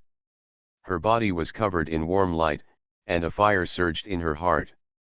The powerful power made her eager to fight with an evil dragon. It's a pity that Veronica didn't come. At this time, a pair of thin white arms hugged her from behind, and her fingers rested on the back of Willie's hand. She subconsciously turned her head and saw Valkyrie's heroic and beautiful face, and couldn't help but swallow softly. Teacher, you smell so good. In an instant, Willie felt like she was in love. Valkyrie's elf looks noble and elegant, especially. It was the mature and confident temperament that Willie deeply yearned for. She longed to be such a big sister, with the same elegance, the same. Wait a minute. Every time Wayne puts on the armor, his big sister hugs him from behind. Willie's breath was stagnant. She understood Wayne so well. She was the big sister that every girl looked forward to, and Wayne must also be. Damn it, she's a teacher, she doesn't even have a body. Willie, have you sensed the power of the Sun Knight? Wayne touched the blonde's head. He was not wearing armor, so he couldn't see the spirit behind him. Thinking of the image of beauties of all sizes making love, he praised it in his heart. Willie closed her eyes and tried to find the same power as her own. After a moment, she shook her head. What am I talking about? That so-called messenger is unreliable. Wayne opened the car door and took out the snowy owl axu from the birdcage. For example, this messenger is also unreliable. He does nothing but eat rat strips all day long. Valkyrie was surprised and dissatisfied with Wayne's slander. She said patiently, Villi, the goddess's messenger told me that you can sense the power of the Sun Knight. Don't be nervous, relax your mind, I believe you can see it. Vili tried again, and her mind turned into light to look around, thick fog, houses, distant mountains, and hidden in the house, a twisted monster that didn't look like a human. Vili opened her eyes suddenly. The monster's terrifying appearance made her feel uncomfortable. She ducked behind Wayne and pointed to the old house opposite and said, "There is a monster, it's coming." Restarting the myth. Author, Fengchao Huang. Chapter 268. Squeak. The low door opened, and a black object squirmed and slowly crawled out of the door. It has a strangely erect body and is over 3 meters tall. This monster is all black, covered with raised proliferative tissue, with veins like blood vessels wrapped around the outside of the body, and yellow liquid flowing inside. There are 3 thick tentacles above the monster, about the thickness of a normal human thigh, arranged in an inverted triangle shape. The 2 upper tentacles hang down from left to right. The front end of one tentacle has fish gills and the ferocious mouthparts of insects. The other tentacle is slightly higher, and the front end is covered with tiny tentacle hairs. 2 long tube eyes like snails wriggle out, black and white. Distinctive human eyes stared straight at the incoming visitor. The tentacles at the bottom of the middle look like a morning glory. After opening, 4 slightly thinner tentacles extend from it. The monster's lower body is made of cuticle armor similar to that of an insect, and also looks like a black snail shell covered with yellow blood vessels. Judging from the shape, it can protect the soft body. The squirming tentacles left traces of mucus, holding the snail shell and moving forward at a speed that exceeded the normal walking speed of humans. They waved their tentacles and walked towards Wayne. "Oh my God, this is too evil." No wonder Wei Li's face turned pale with fright. Anyone who saw this thing would be frightened. Wayne narrowed his eyes slightly, a red light bloomed in his eyes, and the fire element turned into 2 beams of light and shot out suddenly. The 4 slightly thinner tentacles spread out to form a defensive shield like a mental shield, blocking the heat side and then collapsing. "Foreigner, I don't mean any harm, don't rush to do it." The monster stared with penetrating eyeballs, and the tentacle hairs below it opened, revealing a human mouth with a long drooping tongue, saliva and mucus dripping, and the speech was unclear. "It's Windsor." Wayne was greatly surprised. These days, every monster needs to be proficient in foreign languages, and involution is indeed everywhere. "Foreigners, this is not the place you should come. The great Togugoyi is about to awaken. Go back before it's too late." The monster said something incomprehensible, and looked at Wayne and Willie with 2 eyeballs respectively. The pupils dilated to varying degrees, focusing on an evil sect. "Who is Togugoyi, and what are you?" Wayne asked. "This is not what you should know. Put away your curiosity. The more you know, the deeper you will fall." The monster licked its long tongue and expressed its desire to eat to Wayne as he spoke. The corner of Wayne's mouth curled up. "You want to eat? Come over here with the shovel and I'll satisfy you." He didn't directly find the power of the Sun Knight, but he found an NPC who talked a lot of nonsense and expressed a desire to attack. Wayne was very satisfied with this. Everyone saw it, it was the despicable local who made the first move, and he fought back only after he couldn't bear it anymore. "Ho ho ho ho." The monster struggled for a moment, seeming to be considering the success rate of preying. After all, it couldn't bear the desire to eat and pounced on it, waving its tentacles. Crackling. There was an uproar. Boom. As the camera turned, the black snail shell was spinning in place, like an overturned turtle or a rickety roly-poly. It was flipped upside down by Wayne, and all 3 tentacles retracted into the shell. At the bottom, the squirming tentacles shrank desperately, but they couldn't care less about their heads and hips, and the tentacles retracted into the shell. 3 thick tentacles were squeezed out, the tentacles retracted, and the tentacles came out again. Wayne's sharp eyes saw hashtag 8855, among the tentacles. J. Wayne smiled heartily and waved to Willie behind him. The latter immediately understood and pulled out the knight's sword and handed it to the air. Then it stopped moving. From another angle, Valkyrie held down Willie's arm and yelled angrily, saying that you can't be too Wayne, and you can't learn anything from Wayne. Willie regretfully gave up, took back the knight's sword and put it behind her back, giving Wayne a look that said you know. Teacher Knight is too rigid. X2. The two reached a consensus at this moment. Knowing, Wayne had no choice but to open his 5 fingers, and the 4 elements of earth, fire, water, and wind gathered together and condensed into 4 elemental swords with distinct colors. Teacher, I understand what you mean. There should be no room for torture. You must not pity the weak just because of chivalry. Wayne threw a blame on Valkyrie, first picked an earth element sword, and pointed it at hashtag 8855, the position is straight down. You're quite tough, I want to see if you say it or not. Poof. A dull scream sounded, and soon, the roars continued one after another, with responses from all directions. The low door opened one after another, and monsters with almost identical shapes came out. The locals formed gangs and gathered around, drooling. Wayne's eyes lit up, he smiled cheerfully, and took the initiative to walk towards them before the encirclement was formed. Crackling. There was an uproar. Boom. Boom. Boom. As soon as the camera turned, hundreds of snails turned their shells upside down, bravely showing off their hashtag 8855. Wayne rubbed his little hands, straightened his face, raised his fingers and shouted, "Here comes the sword." This time, all that was condensed was the fire element sword. Wayne is great, Willie clapped her hands repeatedly. Undoubtedly, she is the darkest among the trio, and the standard is lest the world be unable to be chaotic. Foreigners, stop torturing them. They were originally just like you, humans who strayed into this place by mistake. Only the great Tokugoyi who believed in them gradually became what they are now. The original monster propped up its tentacles and turned over, pulled out the earth element sword and threw it aside. His eyeballs popped out and he said helplessly, "And they are already crazy. Their thinking is chaotic and they have no memory. You can't ask anything. Understood, if you can't torture them, then torture you."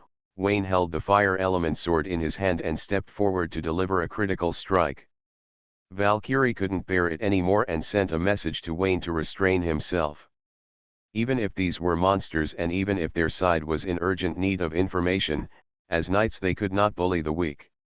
No, they are more powerful in numbers. It should be the group of children in Nankin who bully me because I am old and weak, and they take turns pithing.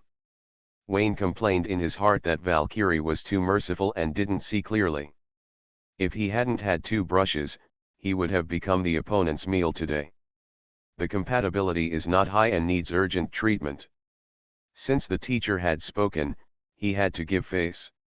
Wayne dispersed a large amount of fire elements, leaving only a handful in his hand, pointing at the monster and saying, "Your name, what are you, who is Tokugai?"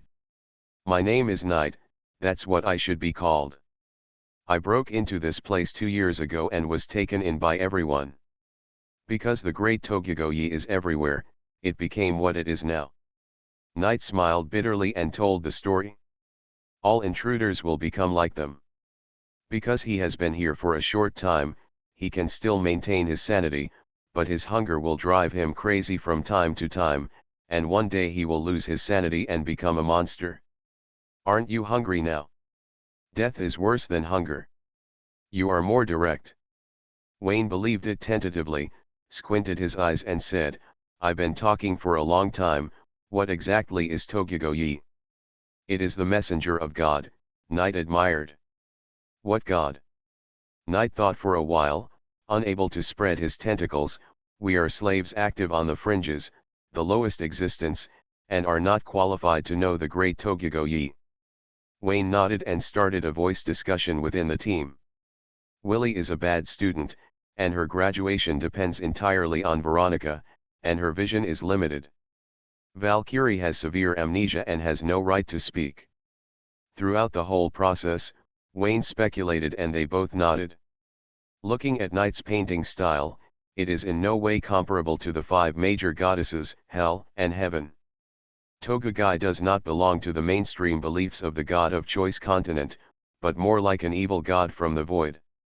For example, the Lord of the Void who handed out eggs. Considering that there is some connection between this place and the seal of the frozen continent, Tokugai is definitely stronger than the Lord of the Void. When the two monsters faced each other, the Void, the Lord of the Sky only deserves to be killed instantly. Besides, Wayne's tone was heavy. According to my understanding of void pollution, madness is inevitable. If Knight did not lie, he, an ordinary person, not only retained his sanity for 2 years, but also gained superpowers. The one Tokugai believed in the gods must be very powerful. Thinking of the worst, Tokugai is a dependent of the ancient god, and its faith is the ancient god. If we continue to speculate, there is an ancient god sealed in the frozen continent.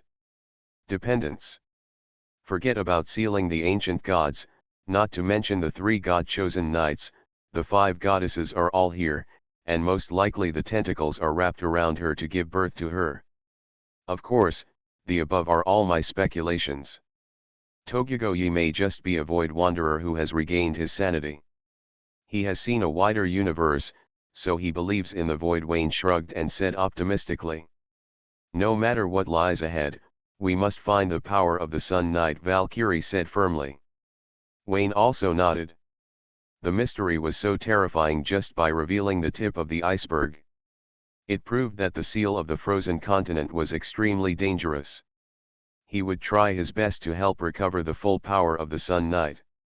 Alston is right, order is the most important thing. The world is already in chaos and cannot continue to be chaotic. The 3 of them discussed for a while, and Wayne looked at Knight. You said you are a slave on the outside. Are there any monsters like you inside? There are a large number of Tokugai's people living in the Golden City. We are all waiting for the awakening of the Great Master. He will lead us away from here to the God's chosen continent with richer resources, Knight said yearningly. I'm afraid this won't work, you are too evil. Approximately how many people are there? I don't know. The Golden City is very big. There should be 30 or 40,000 people. Where's the strength? There are many beings more powerful than me. The priest leader controls the power of the sun. He is the god of the Golden City, and everyone obeys his orders. The power of sunlight. Wayne noticed the dangling golden twin ponytails and raised his hand to hold it in his hand. The team's voice said, "Don't worry, this may not be your father-in-law. I have to be honest, you'd better not hold it too big. Hopefully, you won't be disappointed." Willie's hopes were too high, so Wayne suppressed them with his own hands.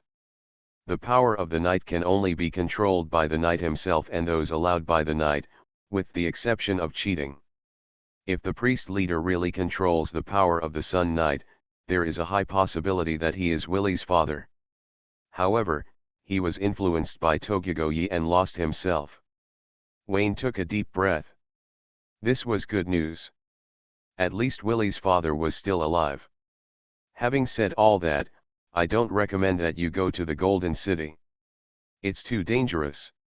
Go back. You don't even know how much I envy you, Knight murmured, looking at Wayne and Willie, thinking of himself the shape of a human being. You can leave, the exit is right there. Then, where should I go? Knight shook his head. He looked like a monster everywhere with his majestic appearance. He had scared Willie just now. Instead of leaving nightmares for his loved ones, it was better to remain silent and let time dilute the pain in their loved ones' hearts. Wayne raised his brows, feeling a little fond of this monster, and circled around him. I know there is a kind of surgery that can make the monsters of the fallen void return to their original appearance. Take us to the Golden City, and I will give you a chance to become a new person. Opportunity. Knight's pupils shrank. What kind of surgery is so powerful? Is it magic? You can think so. To be honest, we are actually magicians who protect the justice of the world. Knight didn't say anything. Just saying that he just stabbed him couldn't be linked to the justice that protects the world. Wayne didn't say anything. You have to act like a woman, decide things rightly, and use the right means at the right time. This is what justice looks like. I can take you to the Golden City, but with your appearance, you will be discovered when you enter the city. There is no point in doing so. Just put some makeup on and it'll be fine. Knight was dumbfounded as he watched Wayne move around, borrowing different organs from his companions, and piled them into a squirming mass of black flesh. What is this for? Wayne plunged headlong into the mass of meat, and the black mass of meat seemed to come to life, changing and squirming a little, and 5 minutes later, it turned into a monster that was almost the same size as Knight. It is thin at the top and wide at the bottom, with 3 tentacles stretching out, dancing and swaying in mid-air in an orderly manner, imitating the monster's words and deeds vividly. Under Knight's shocked gaze, the black crack opened, revealing the pale flesh wall inside. 2 tentacles wrapped around Willie and dragged her in with the girl's scream. You. How is it? Is it exactly the same as you? Wayne rolled his eyes and controlled the monster's body from the inside. Inside, he hugged Willie in armor from behind, achieving the achievement of 3 people sticking together. Valkyrie and Willie's eyes went dark. Soon, the pale flesh and blood in front of them became transparent, and their 365-degree field of vision was clear like one-way glass. Wayne is great. This is where we are, this mission is over, I will show you something better. Have you seen Veronica and Senior? I've seen it many times and I've always said yes.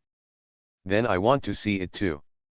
The communication between the two was unabashed. One was willing to fight and the other was willing to suffer. Valkyrie was silent and Knight was speechless. Forgive him for being curious. With just a few words, he heard about a complicated love relationship. Is he getting old, or are young people today too open-minded? The 2 monsters moved forward with squirming tentacles, and Knight led the way to the Golden City in front of the Black Mountains. After he left, the original monsters stood up and lost their minds one by one to attack their companions. After carving up the weakest companions, they dispersed with full stomachs. The deserted mountain road is barren of grass. After leaving the tunnel road, the fog gradually thins until it disappears. There are no trees and vegetation, only rolling black mountains. These short hillsides are like tentacles extending from the Black Mountains in the distance, spreading in all directions. They are composed of fist-sized gravels. The cold wind howls by, causing the short hills to sway, constantly changing the shape of the mountains. The closer we get to the Black Mountains, the lower the temperature becomes, and soon it reaches sub-zero. Knight stretched out 2 tentacles and lifted the snail shell like a skirt. The short tentacles grew into long legs in seconds, and he walked as fast as flying, reaching an astonishing speed of 60 kilometers per hour. Wayne followed suit, holding a snail shell and running at high speeds.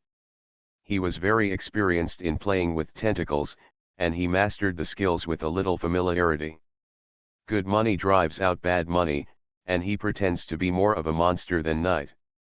The Golden City is more than 300 kilometers away from the road. Knight's race value is astonishing, especially his endurance. He did not let the tentacles on his body embarrass him. He maintained the top speed throughout the entire journey without even stopping to take a breath. It took him 6 hours to reach his destination. Wayne thought that the Golden City was ablaze with golden light, but his vision was completely dark. From far away, he saw a blackbird's nest, which looked like a tumor parasitic at the foot of the Black Mountain Range. There are more than 30,000 monsters living in the blackbird's nest, and Wayne is a brave artist who doesn't panic at all. The watch had completely stopped moving. The magnetic field of the Black Mountains was astonishing, causing thunder to fall from the sky from time to time. Wayne was also aware of vague whispers around him, talking about the scalp-numbing chaos. With him standing outside, Valkyrie and Villy can't hear the whispers. The key is Villy. Valkyrie's mind has been locked by the ancient god. It's a curse and a blessing. Her mind is extremely strong and will not be affected by the outside world. Of pollution. Let's talk about the Blackbird's Nest. The Golden City in Night's Mouth is completely black, and the outer structure of the wall is hardened and as solid as a rock. The interior is connected in all directions, the spacious roads are sticky and slippery, and the fleshy walls have twisted faces. They are people, animals, and insects. They breathe regularly through the mouth, nose, ears, and eyes, and a disgusting stench wafts around. These foul-smelling gases gather at the top of the channel and turn into water droplets falling down, ensuring a humid environment suitable for monsters to live. Wayne was lucky enough to see several monsters returning home. He opened the big black mouth on the wall with his tentacles and squeezed in with his whole body. How evil! X3. Willy's stomach turned upside down, and she turned her head with a livid face, looking at Wayne with an aggrieved look on her face. Wayne, if I vomit, you must not dislike me. If you puke in the car, I'll throw you out. Wayne ruthlessly rejected it, using Valkyrie as an example, asking Willy to learn from the night teacher, so that her eyes would not be dry and she would never vomit. Willy had no choice but to suppress her nausea for fear of being disliked by Wayne.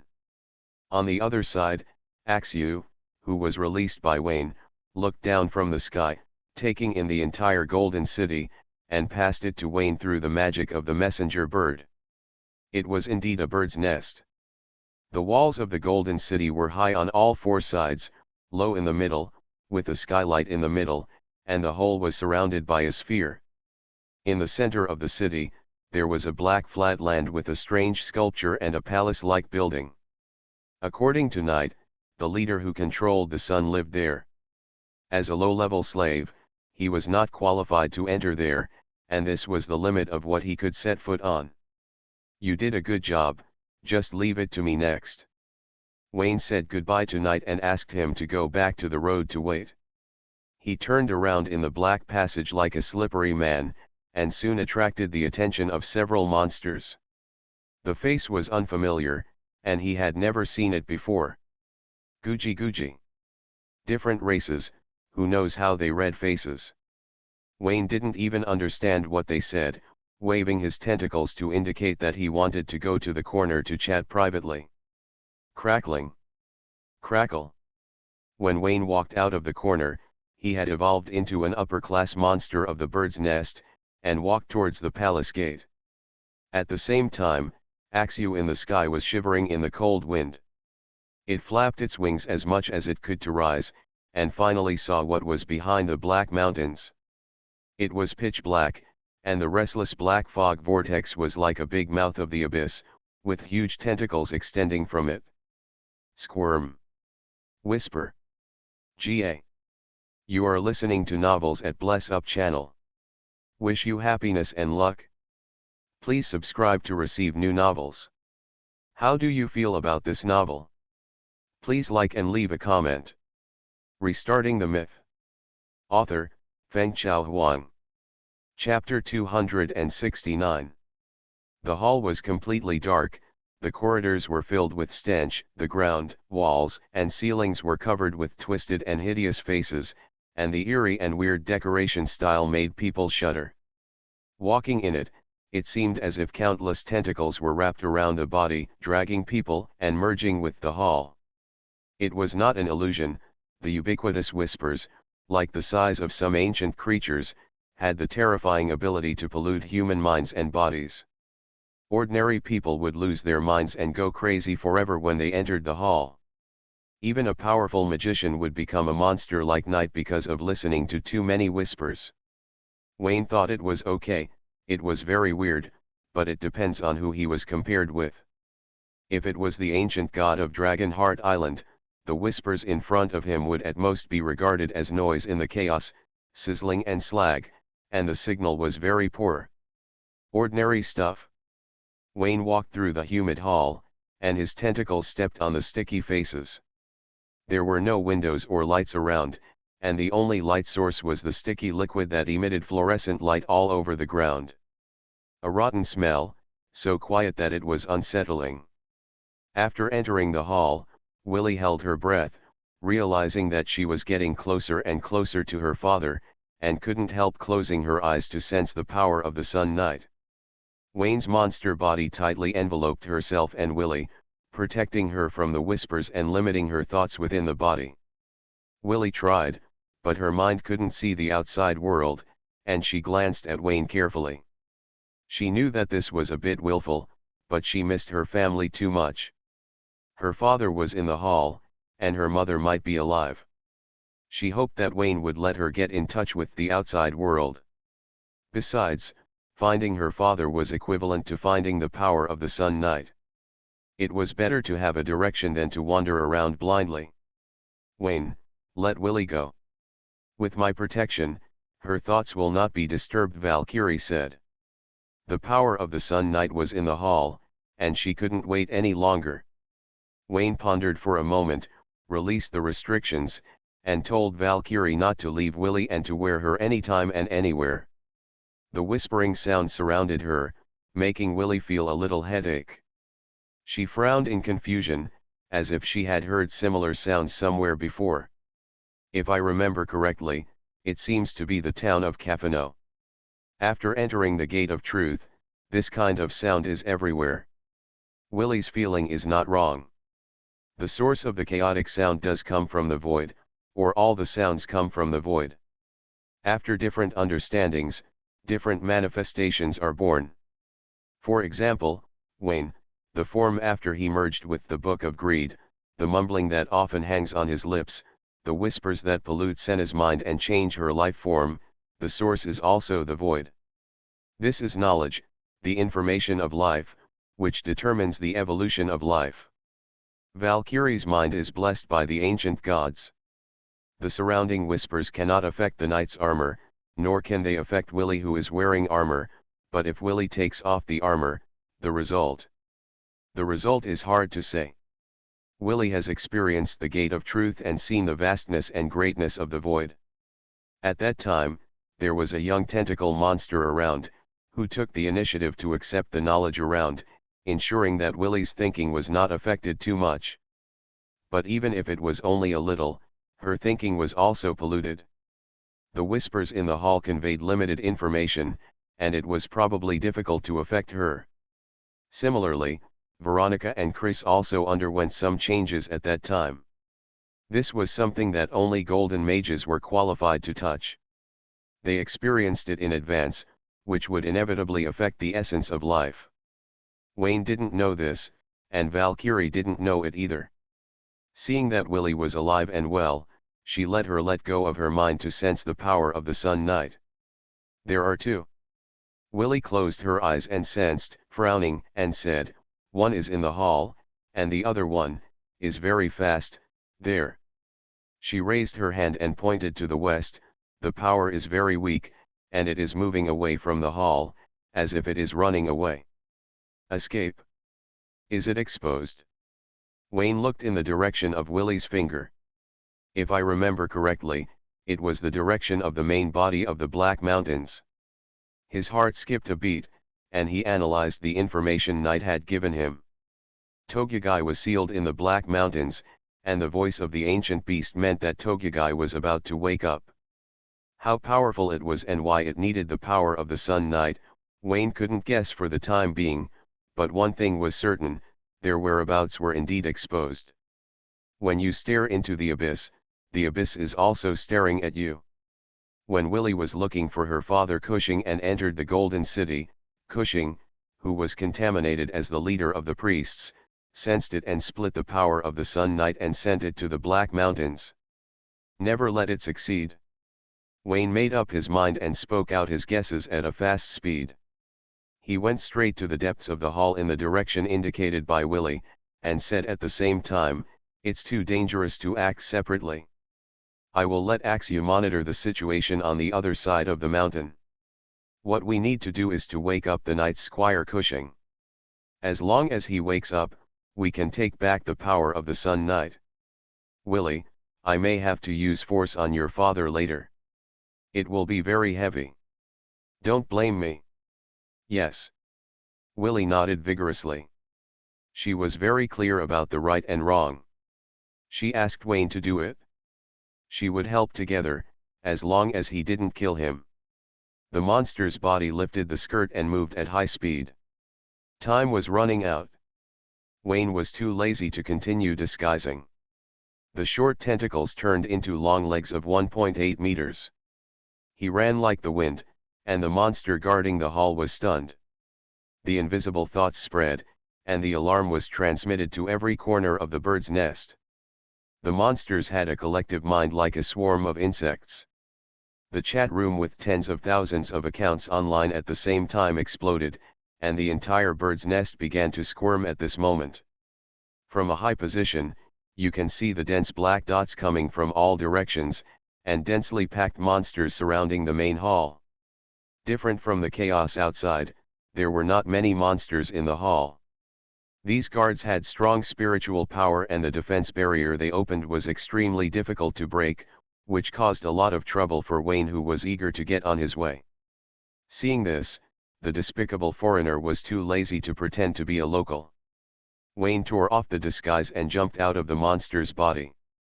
The heat sight is opened and output at full power. Two red beams continuously penetrate the barrier and the wall, leaving hot red penetrations. The bird's nest was dark and humid, and the fire element was limited. Wayne's affinity for the fire element was overwhelming, and he continuously output high-intensity heat vision, quickly turning the guards blocking the road into familiar faces. The smell was so bad that Wayne gave up breathing and rushed ahead. Willie was faster than him. She wore a knight's armor, and her body turned into a point of light and dissipated on the spot. After regrouping, she reached the end of the passage. Walking on legs is definitely not as good as teleporting. Wayne has been coveting this move for a long time, but Valkyrie doesn't know how to teach it. She forgot that being able to use this move relies entirely on combat instinct. Boom!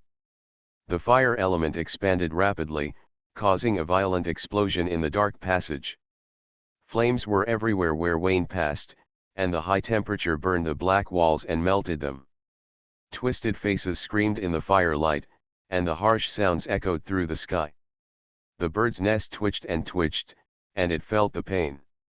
The wall cracked, and with an earthquake-like shaking, a beam of light shone down from above, and the black hall opened like morning glory.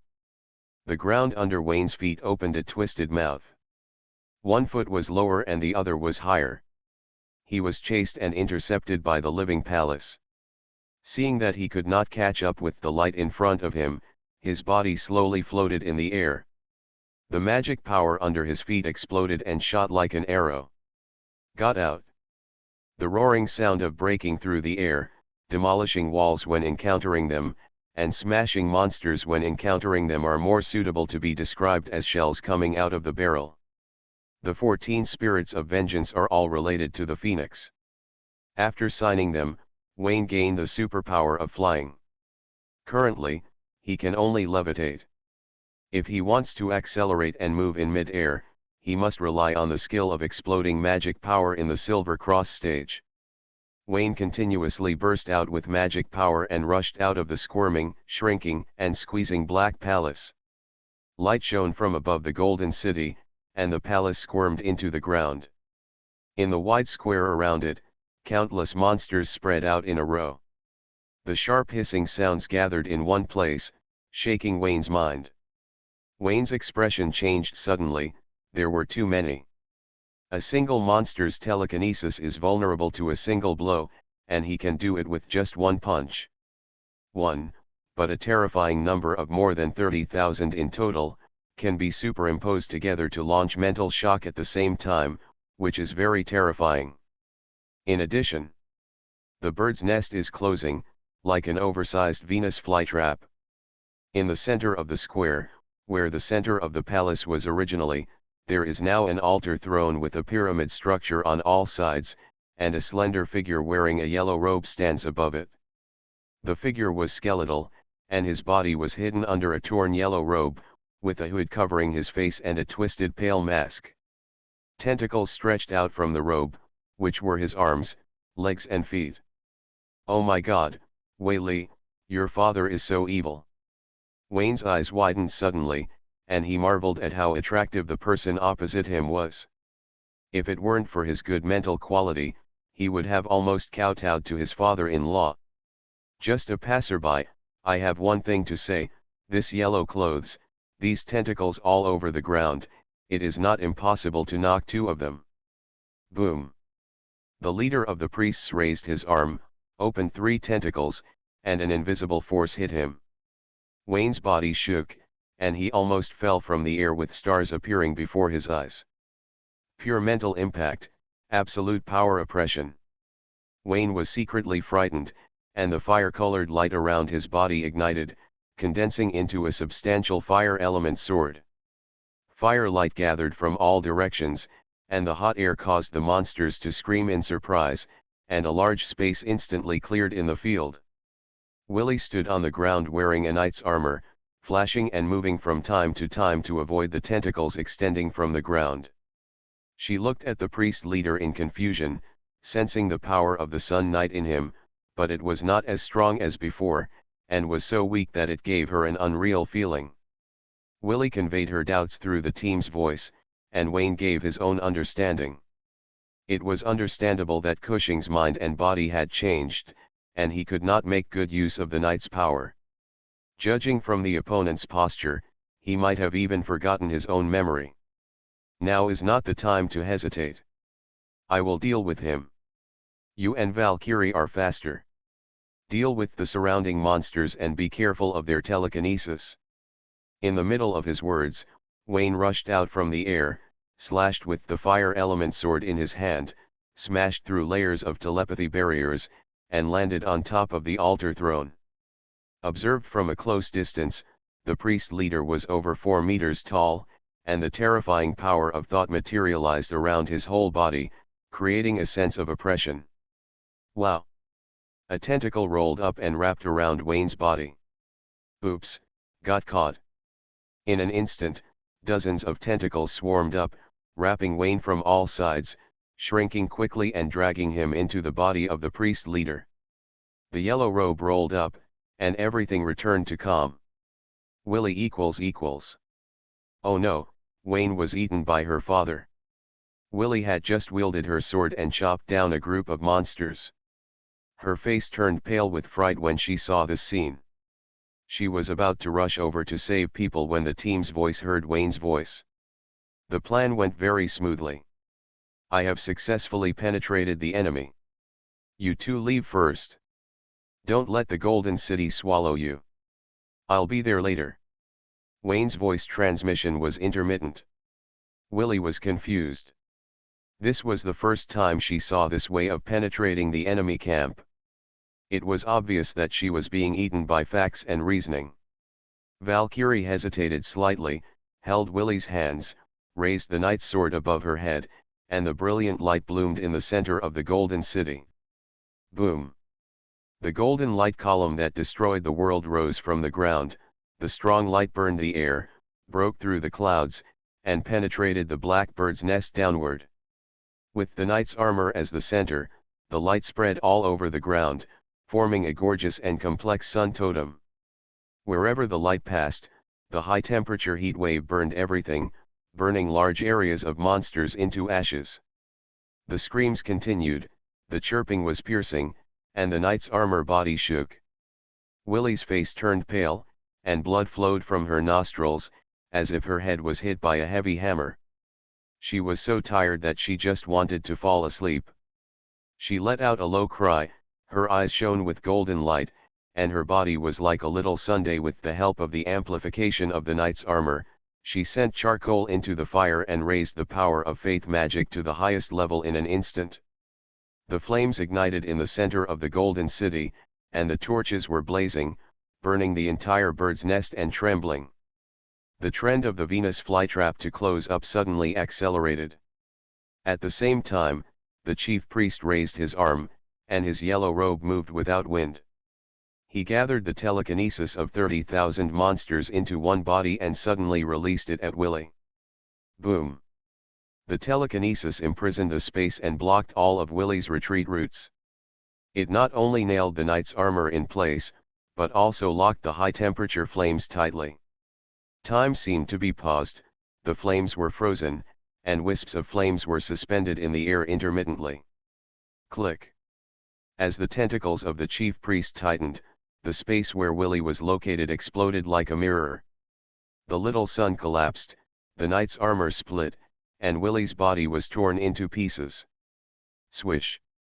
The golden light spots scattered, reorganized, and came to the sky above the square.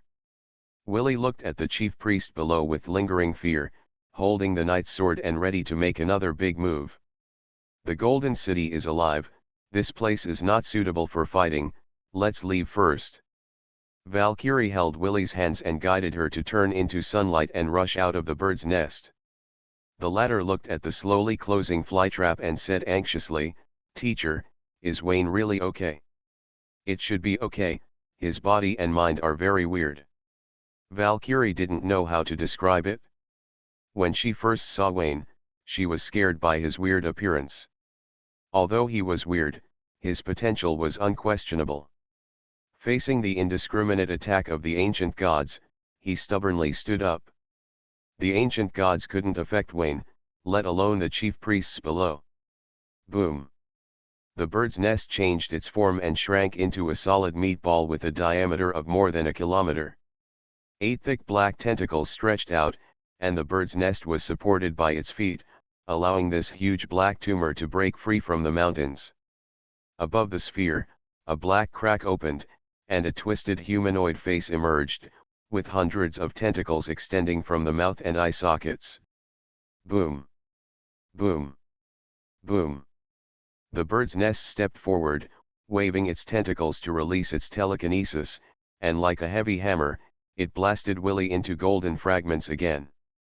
Valkyrie did not fight back. After reorganization, she used the kite-flying tactic to guide the bird's nest away from the Black Mountains and towards the plains in the distance. The earth rumbled, and the black giant moved its tentacles forward, dripping sticky liquid along the way. The cold wind blew and spread a disgusting stench. Where is this? Wayne's eyes were dark, and all around him were wriggling black rotten meat, babbling nonsense that he could not understand.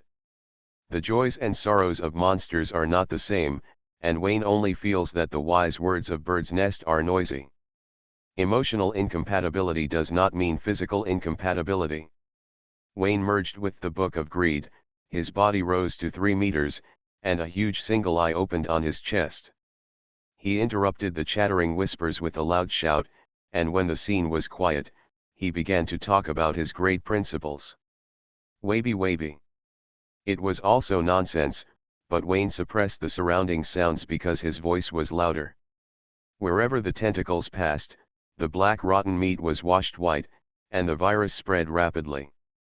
Bird's Nest struggled violently, and the black undercurrent in its body surged, screaming to expel the mutated area from the body. The movement was too intense, which accelerated the process of virus spread, and white foam invaded and swallowed up in patches. In the center, Wayne looked for the location of the priest leader and forced him to show up by infecting him with the virus. If he only fights with his combat power and does not borrow the power of the knight, it will be difficult for him to defeat the opponent's telekinetic barrier, but if he fights with weirdness, he can pat his chest and confidently say, "My painting style is better than yours." 2 minutes later, a quarter of the bird's nest fell, the core of the Golden City, and the priest leader had to come forward to negotiate with Wayne.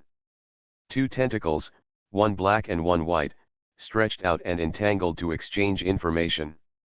Priest leader, we are one people, misunderstanding, let's forget it. Wayne, who is your own people, what level are you worthy? Priest leader, leave here. Don't disturb Togugai's awakening, otherwise you will never leave. Wayne, hand over the power of the Sun Knight and your body, otherwise the whole Golden City will become like me. The dialogue between the two monsters is logically confusing. The previous second, they were still ranking their seniority and trying to distinguish their status in the arena, and the next second, they started to talk harshly and each of them started to talk nonsense. While communicating with the other party, Wayne increased his output and found that the more territory he occupied, the faster the erosion speed. He guessed that the Golden City and the monsters living in the Golden City were in a symbiotic relationship. If one side was weakened, the power of the other side would also be weakened. In this case, there was nothing to talk about, just swallow it and it would be over. The chief priest's telekinesis weakened rapidly. From the beginning, Wayne was helpless and chased Valkyrie everywhere. Now he was helpless to Wayne. The huge black ball lay down and the 8 thick tentacles were powerless. Not only that, the voice of the chief priest gradually became silent, as if he was dying. He agreed to hand over the power of the Sun Knight and the human body he was living in. As a condition of exchange, Wayne left immediately and returned the freedom of the bird's nest. Wayne could disagree, but the price was that the human body was destroyed and the power of the Sun Knight sank into the Black Mountains. Okay. Don't worry, I'm famous for my integrity. You can go out and ask around. I will never lie to you. Wayne increased the erosion again. The chief priest had no choice but to hand over the body he was staying in. At the junction of black and white, a mass of black flesh was spit out. Wayne rolled up his tentacles to take it, secretly thanking that he had fulfilled his mission and saved Willie's father. The black monster looked no different from Night, but Wayne didn't care. Except for the chief priest, the whole Golden City had the same appearance. He had a way to help the other party return to his original appearance. However, after the operation, there will be some flaws in the flesh. It's not a big problem. Life is more important. Wayne believes that Willie will forgive him. Wayne raised his hand and inserted it into the monster's body, polluting the other's evolutionary path, and then reversed it to make it return to human appearance. A brand new body appeared. The dark female elf with long legs, thin waist, round body and long black hair quietly floated in the white foam. Who are you talking to? Wayne, eh? Willie, what's your father like? You didn't say he was a black hottie. No, this is clearly a dark-skinned queen. Restarting the myth. Author, Fengchao Huang. Chapter 270. Father. Willie. As the sun sets, big hands hold small hands, and the black-skinned sister leads Willie to run wildly under the sunset. That is their lost youth. This picture shows a father trying to make up for his child's lost childhood by staying with his child and playing with him in the fields. The picture was so beautiful that Wayne couldn't stand it. He shivered, took off his coat and put it on the black-skinned elf. There was no problem with the operation, everything was normal. The female elf looked like this originally. It was definitely not something that was accidentally cut off during Dr. Way's operation. In other words, this guy can't be Willie's father. Mother is pretty much the same. Because she was his mother-in-law, Wayne did not dare to offend him and covered the other party's exposed vagina, wondering why Willie's mother Carter was a believer in the goddess of darkness. It shouldn't be. Wayne remembered clearly that both Willie and Dick said that Willie's parents were both believers of the sun goddess. Especially Willie's father Cushing, who is currently the Sun Knight's retinue and controls part of the Sun Knight's power. It is impossible for him to marry and have children with a female elf from the enemy camp, so mother-in-law is an undercover agent sent by the Sun Church to the Dark Church, not an undercover agent sent by the Dark Church to infiltrate the Sun Church. Wayne tried to convince himself, but the facts showed that the situation was worse than he imagined. In terms of the essence of life, the body of the black-skinned female elf was extremely powerful, a proper legendary mage level, and at the same level as Senna's body. He went undercover and became a legendary mage, so what a lie. Wayne didn't want to admit it, but he could only encourage Willie to face the reality bravely. Her mother came from the dark church, and her motives for approaching her father were not pure. Most likely, she came for the power of the Sun Knight. But it's useless to say this now. There is no thought in the female elf's body, only an empty shell remains. I finally found my mother, but... Wayne was feeling sad for Willie when a golden coffin was delivered at the junction of black and white. The warm sunshine power does not seem to be fake, it is the lost divine power of the Sun Knight. Wayne rolled up his tentacles and took it. Before he could see it clearly, the Book of Greed eagerly poked his head in, opened his mouth and let out a moan. Goodoo. Book of Greed, I'm fine. The power of some of the Sun Knights is far from powerful, and a little dessert is better than nothing. Wayne raised his hand and brushed the golden coffin, exerting power with the same attributes. After the golden light dissipated in all directions, a figure suddenly fell to the ground. The woman has brilliant long golden hair, wearing a robe and sleeping with her eyes closed. She looks as quiet as a sleeping beauty waiting for the prince to call. She crossed her arms over her chest, holding a knighthood.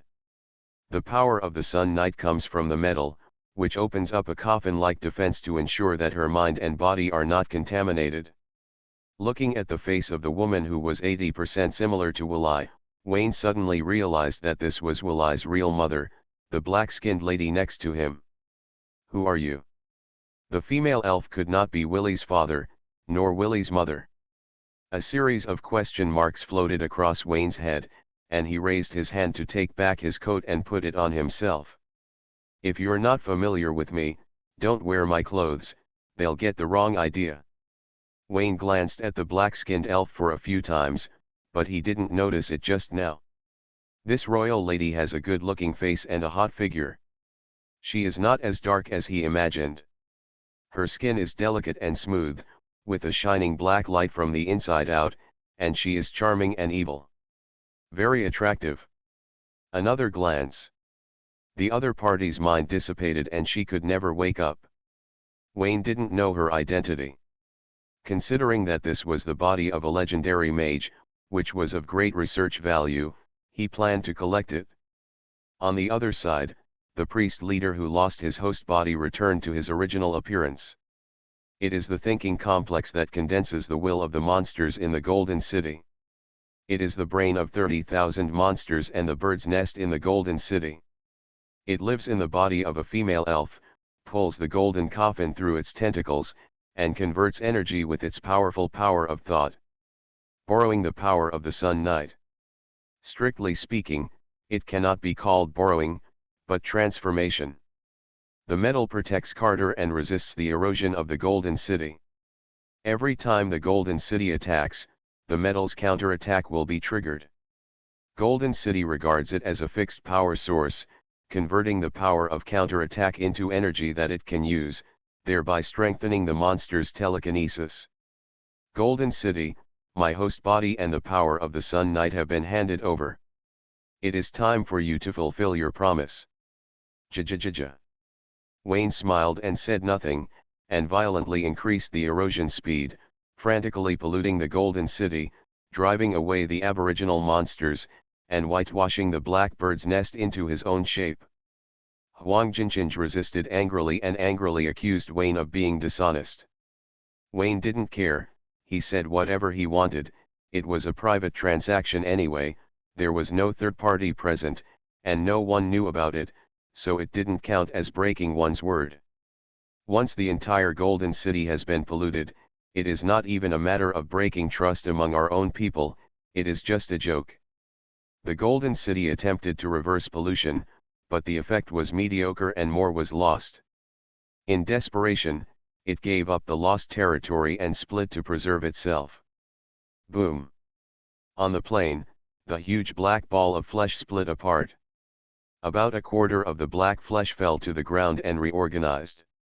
The shrunken flesh ball stretched out 8 tentacles and returned to the Black Mountains with difficult steps.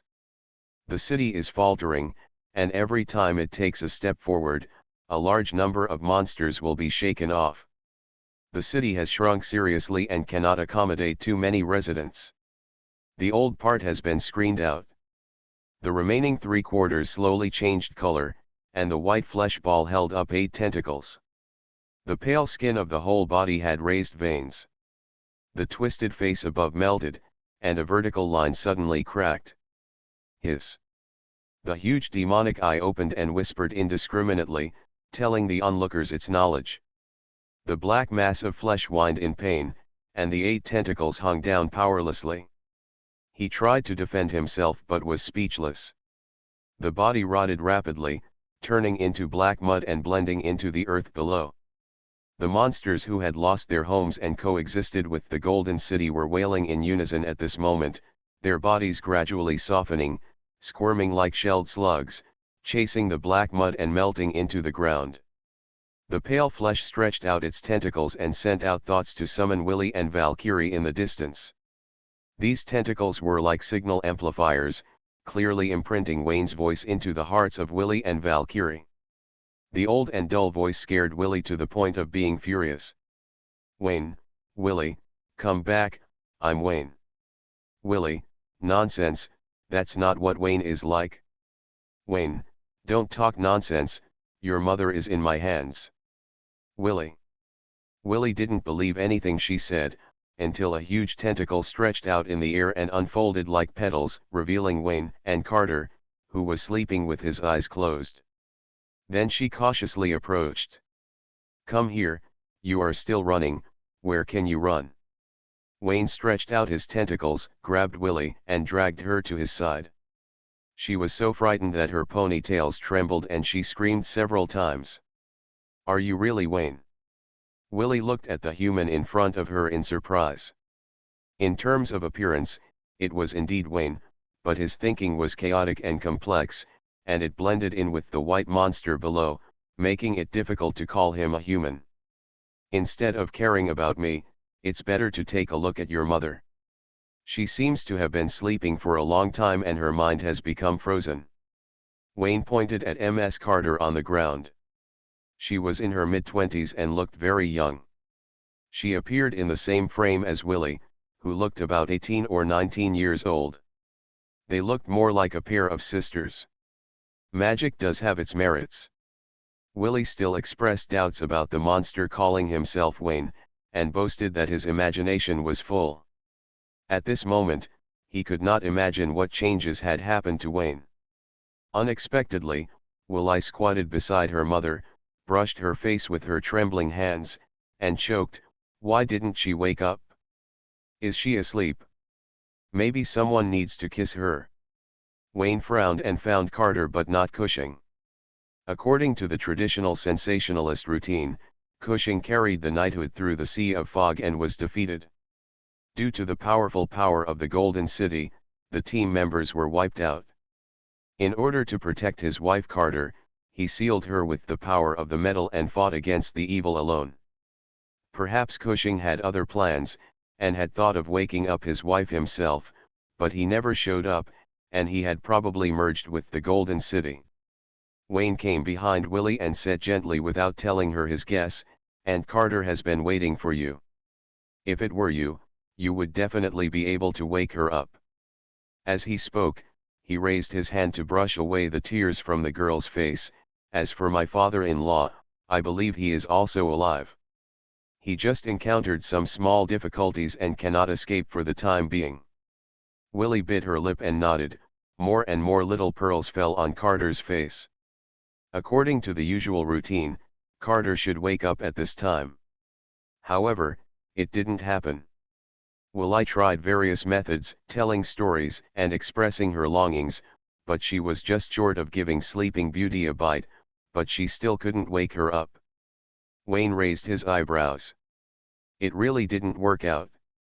He could only perform one operation on Willy's mother. Due to his lack of experience, Carter would most likely turn into Senna once the surgery was performed, and Wayne didn't want to do it unless he had to. Willy's attempt failed, and she cried sadly on her mother's body. Just as Wayne expected, Seeing her hope shattered and disappointment turning into despair will only make people fall into a bottomless abyss of pain. Rightward arrow. Let me try. Wayne gritted his teeth and patted Willie on the shoulder. Since he couldn't wake up, let's perform surgery. Let's talk first. The risk is very high and it may distort her will. If something goes wrong in the future, don't blame me. Wayne whispered in a low voice, facing Willie's eyes that were filled with hope. He was under great pressure for a moment, and after careful consideration, he still held Carter's hand. Touching the knight's metal, golden light rose into the sky, and warm sunshine enveloped Wayne's body. The golden light spread out from the breastplate, shoulder armor, arm armor, and mittens, solidifying the golden knight's armor. The dazzling golden light is full of sacred aura. Each piece of armor is as finely carved as a work of art. Every curve is full of power and beauty. It is like forging from rare gold. It is noble and gorgeous, and seems to be able to dispel the darkness in the world. Willie stared blankly at Wayne putting on the Sun Knight's armor. Little Pearl spoke intermittently and subconsciously tilted her head. As far as she knew, Wayne was the successor of the natural knight. How could the same person have two identities as the successor of the knight? This is unreasonable. Valkyrie was stunned. Although, what was the goddess thinking, and what were the standards for recruiting knights now? Is this okay? Valkyrie is not denying Wayne's value. There is nothing to say about his talent. It just refers to Wayne's private life. It is not very healthy. Forgive her for being upright, but Wayne's chivalry has lowered the lower limit of all Sun Knights, and can single-handedly drag the average into the bottomless abyss. Wayne didn't take it seriously. The moment he touched the coffin board, the Book of Greed gained part of the Sun Knight's power. He was too accustomed to it and didn't bother to transform into the Sun Knight. It's boring. It's been 3 times and I can't find the excitement I once felt when I was eager to try it. At this time, Carter, who fell into deep sleep, seemed to have unlocked a seal. He slowly opened his eyes, looked at the figure of the shining golden knight, and blurted out, "Lord Leo." "Who is Leo, the current Sun Knight?" Wayne stood up and looked at Carter, who had woken up. He let out a sigh of relief.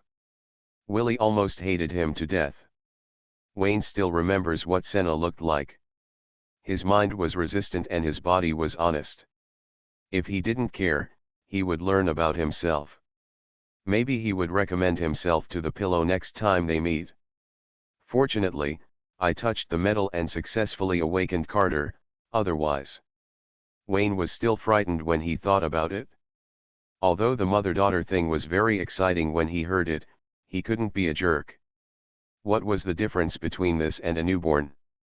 Mother, mother. Willie's tongue swayed, her big watery eyes were wet for a moment, and she threw herself into Carter's arms and burst into tears. In her childhood memories.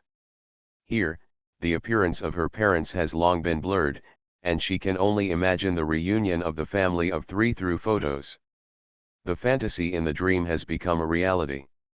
You can imagine how happy she is now.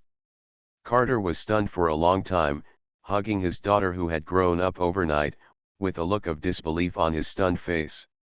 She slept for a long time and didn't know how time flew by. She only remembered that her daughter Whaley was still a little girl and suddenly turned into a big girl, which really made her feel a little at a loss. Wayne nodded to Carter, dismissed the Sun Knight armor, and silently took a few steps back. It is only part of the power of the god's chosen knight, without a key artifact, and is not perfect. It is the weakest of his 4 knight forms, and its actual combat effect may not be as good as wearing a Valkyrie. Mother and daughter hugged each other, one was crying, the other was confused. The former cried hard, while the latter hurriedly tried to comfort her, and soon started crying too. The atmosphere is here, cry first and then talk. Valkyrie transformed into light and reorganized, and put it on Wayne. He touched it with his bare hands, trying to see what was different about Wayne. "Valkyrie, please respect yourself. Students and teachers can't be shy, Wayne said with a straight face. Valkyrie smiled awkwardly, realizing that she had lost her temper, and apologized neatly, and then made a request to Wayne, wanting to communicate more intuitively and open his mind so that she could see clearly.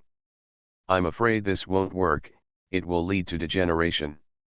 Wayne decisively rejected Valkyrie's request, seeing everything would only hurt her. It is true that Valkyrie has been blessed by the ancient gods, and her strange thinking cannot be measured by common sense. It may be okay to see it, but Wayne is full of secrets and does not want to show it to her. If he had to show it, Valkyrie would have to fall and serve him as his faith. Thump edge thump edge. Ashwi fell from the sky and looked at Wayne suspiciously. It saw the scene when the Death Knight transformed into the Sun Knight. It racked its brains and couldn't figure out why the Death Knight became the Sun Knight. Ja. Wayne turned his head and smiled strangely, and said with a ferocious smile to the snow owl squatting on his shoulder, "It's all because of you, because you are the messenger of the goddess, that I became the Sun Knight." Ashwi's pupils shrank in fear. Yes, it was the one that attracted the Death Knight. It was precisely because of it that Valkyrie misunderstood Wayne's identity and hastily taught him the dragon-slaying swordsmanship. He is a sinner, and even if his sentence is over, there will be a longer sentence waiting for him in the future. After scaring Ashwi, Wayne frowned and recalled what the messenger saw. There was a terrifying monster hidden behind the Black Mountains, or in other words, the entire Black Mountains were the body of the monster. Togyagi. The Golden City is just an outpost, and the monster will wake up at any time. Once it appears, it will definitely be a disaster, like a natural disaster. What about the frozen continent? Are the monsters there more terrifying? Wayne frowned. In the picture conveyed by the messenger bird, there was a figure running at high speed, holding part of the power of the Sun Knight, and was about to climb over the Black Mountains. Fortunately, everything was planned and it was not too late. Wayne closed his eyes and waved, recalling this power as a knight, and tried 3 times in a row, all of which ended in failure. He glanced at the Black Mountains in surprise, suspecting that it was caused by the magnetic field. He took 2 steps forward, ignored the mother and daughter who were holding their heads and crying, and pulled the medal out of Carter's hand. How should I put it, this mother and daughter don't seem to be very smart. Holding the medal in hand, Wayne summoned the power to return again, but it still ended in failure. The power left did not listen to the command and refused to obey the order. Wayne was so angry that his eyes hurt. The power of the Sun Knight he had eaten was too weak to tame the opponent. He turned to Carter and said, "You two, I know this is not the time, but the power of the night is approaching Togyugo-yi. You are about to become the opponent's food, and Carter, can you take back this power?" Wayne said, handing over the medal. Carter comforted Willie and asked curiously, "Sir Knight, you have been approved by the goddess. How can I do something that even you can't do?" "I'll go, it makes sense." Wayne blinked and was about to say something when Carter asked respectfully, "I am Carter Watson, the wife of the Knight Squire Cushing Watson." "I haven't asked for your name yet." "Wayne." Wayne patted Willie's head, "Willie's boyfriend." "Ah." Carter was surprised. Her daughter was only 5 years old. "How?" "Oh, I'm about to be 21, so it's normal to have a boyfriend." "Well, Wayne is my boyfriend." Willie leaned against her mother's arms and said in a muffled voice, "Where is my father? Where is he? Why isn't he with you?" "No, your father." Carter probably slept for too long, and her thinking was a little rigid, or maybe she wasn't very smart. After hearing what her daughter said, she suddenly remembered that she still had a husband. She hurriedly said, "The seal of the Dark Church failed, and we were ordered to enter the Sea of Mist to reseal it. We found the existence of the Golden City, and Togyugai's gave birth to his own dependent race. During the battle, my companions died one after another. In order to protect me, Cushing gave me the medal, and he continued to fight with part of the knight's power. Now, at this point, Carter looked into the distance, and tears could not stop falling. The power that the knight said should be him. He hasn't forgotten his name yet. Wayne's eyes shrank suddenly. No wonder he couldn't call back the power of the knight. It turned out that the current Sun Knight Leo entrusted the power to Cushing. Leo's authority was higher than his, so he couldn't succeed. So, Wayne looked at the distant mountains, and the monster that Axius saw was Cushing. Wayne narrowed his eyes slightly, and Knight's ugly appearance flashed before his eyes. If he guessed correctly, this monster was Willie's father. He didn't want to recognize his daughter, afraid of his ugly appearance. He is a man. Wayne took a deep breath. Don't cry first, I'll go over and take a look. I'll bring the person back. It's not too late for you three to cry later. Just as he was about to let Valkyrie take him away in light, Wayne was grabbed by Willie. The latter shed tears and said nothing. She wanted to save her father, but was afraid of losing her boyfriend. Her eyes were extremely complicated. It's okay, I'll be back soon, and I won't let you wait too long. Wayne smiled slightly, and seeing Willie holding him tightly and refusing to let go, he directly pulled her out of Carter's arms, lowered his head and kissed her deeply in one go. Come back and continue, my girlfriend.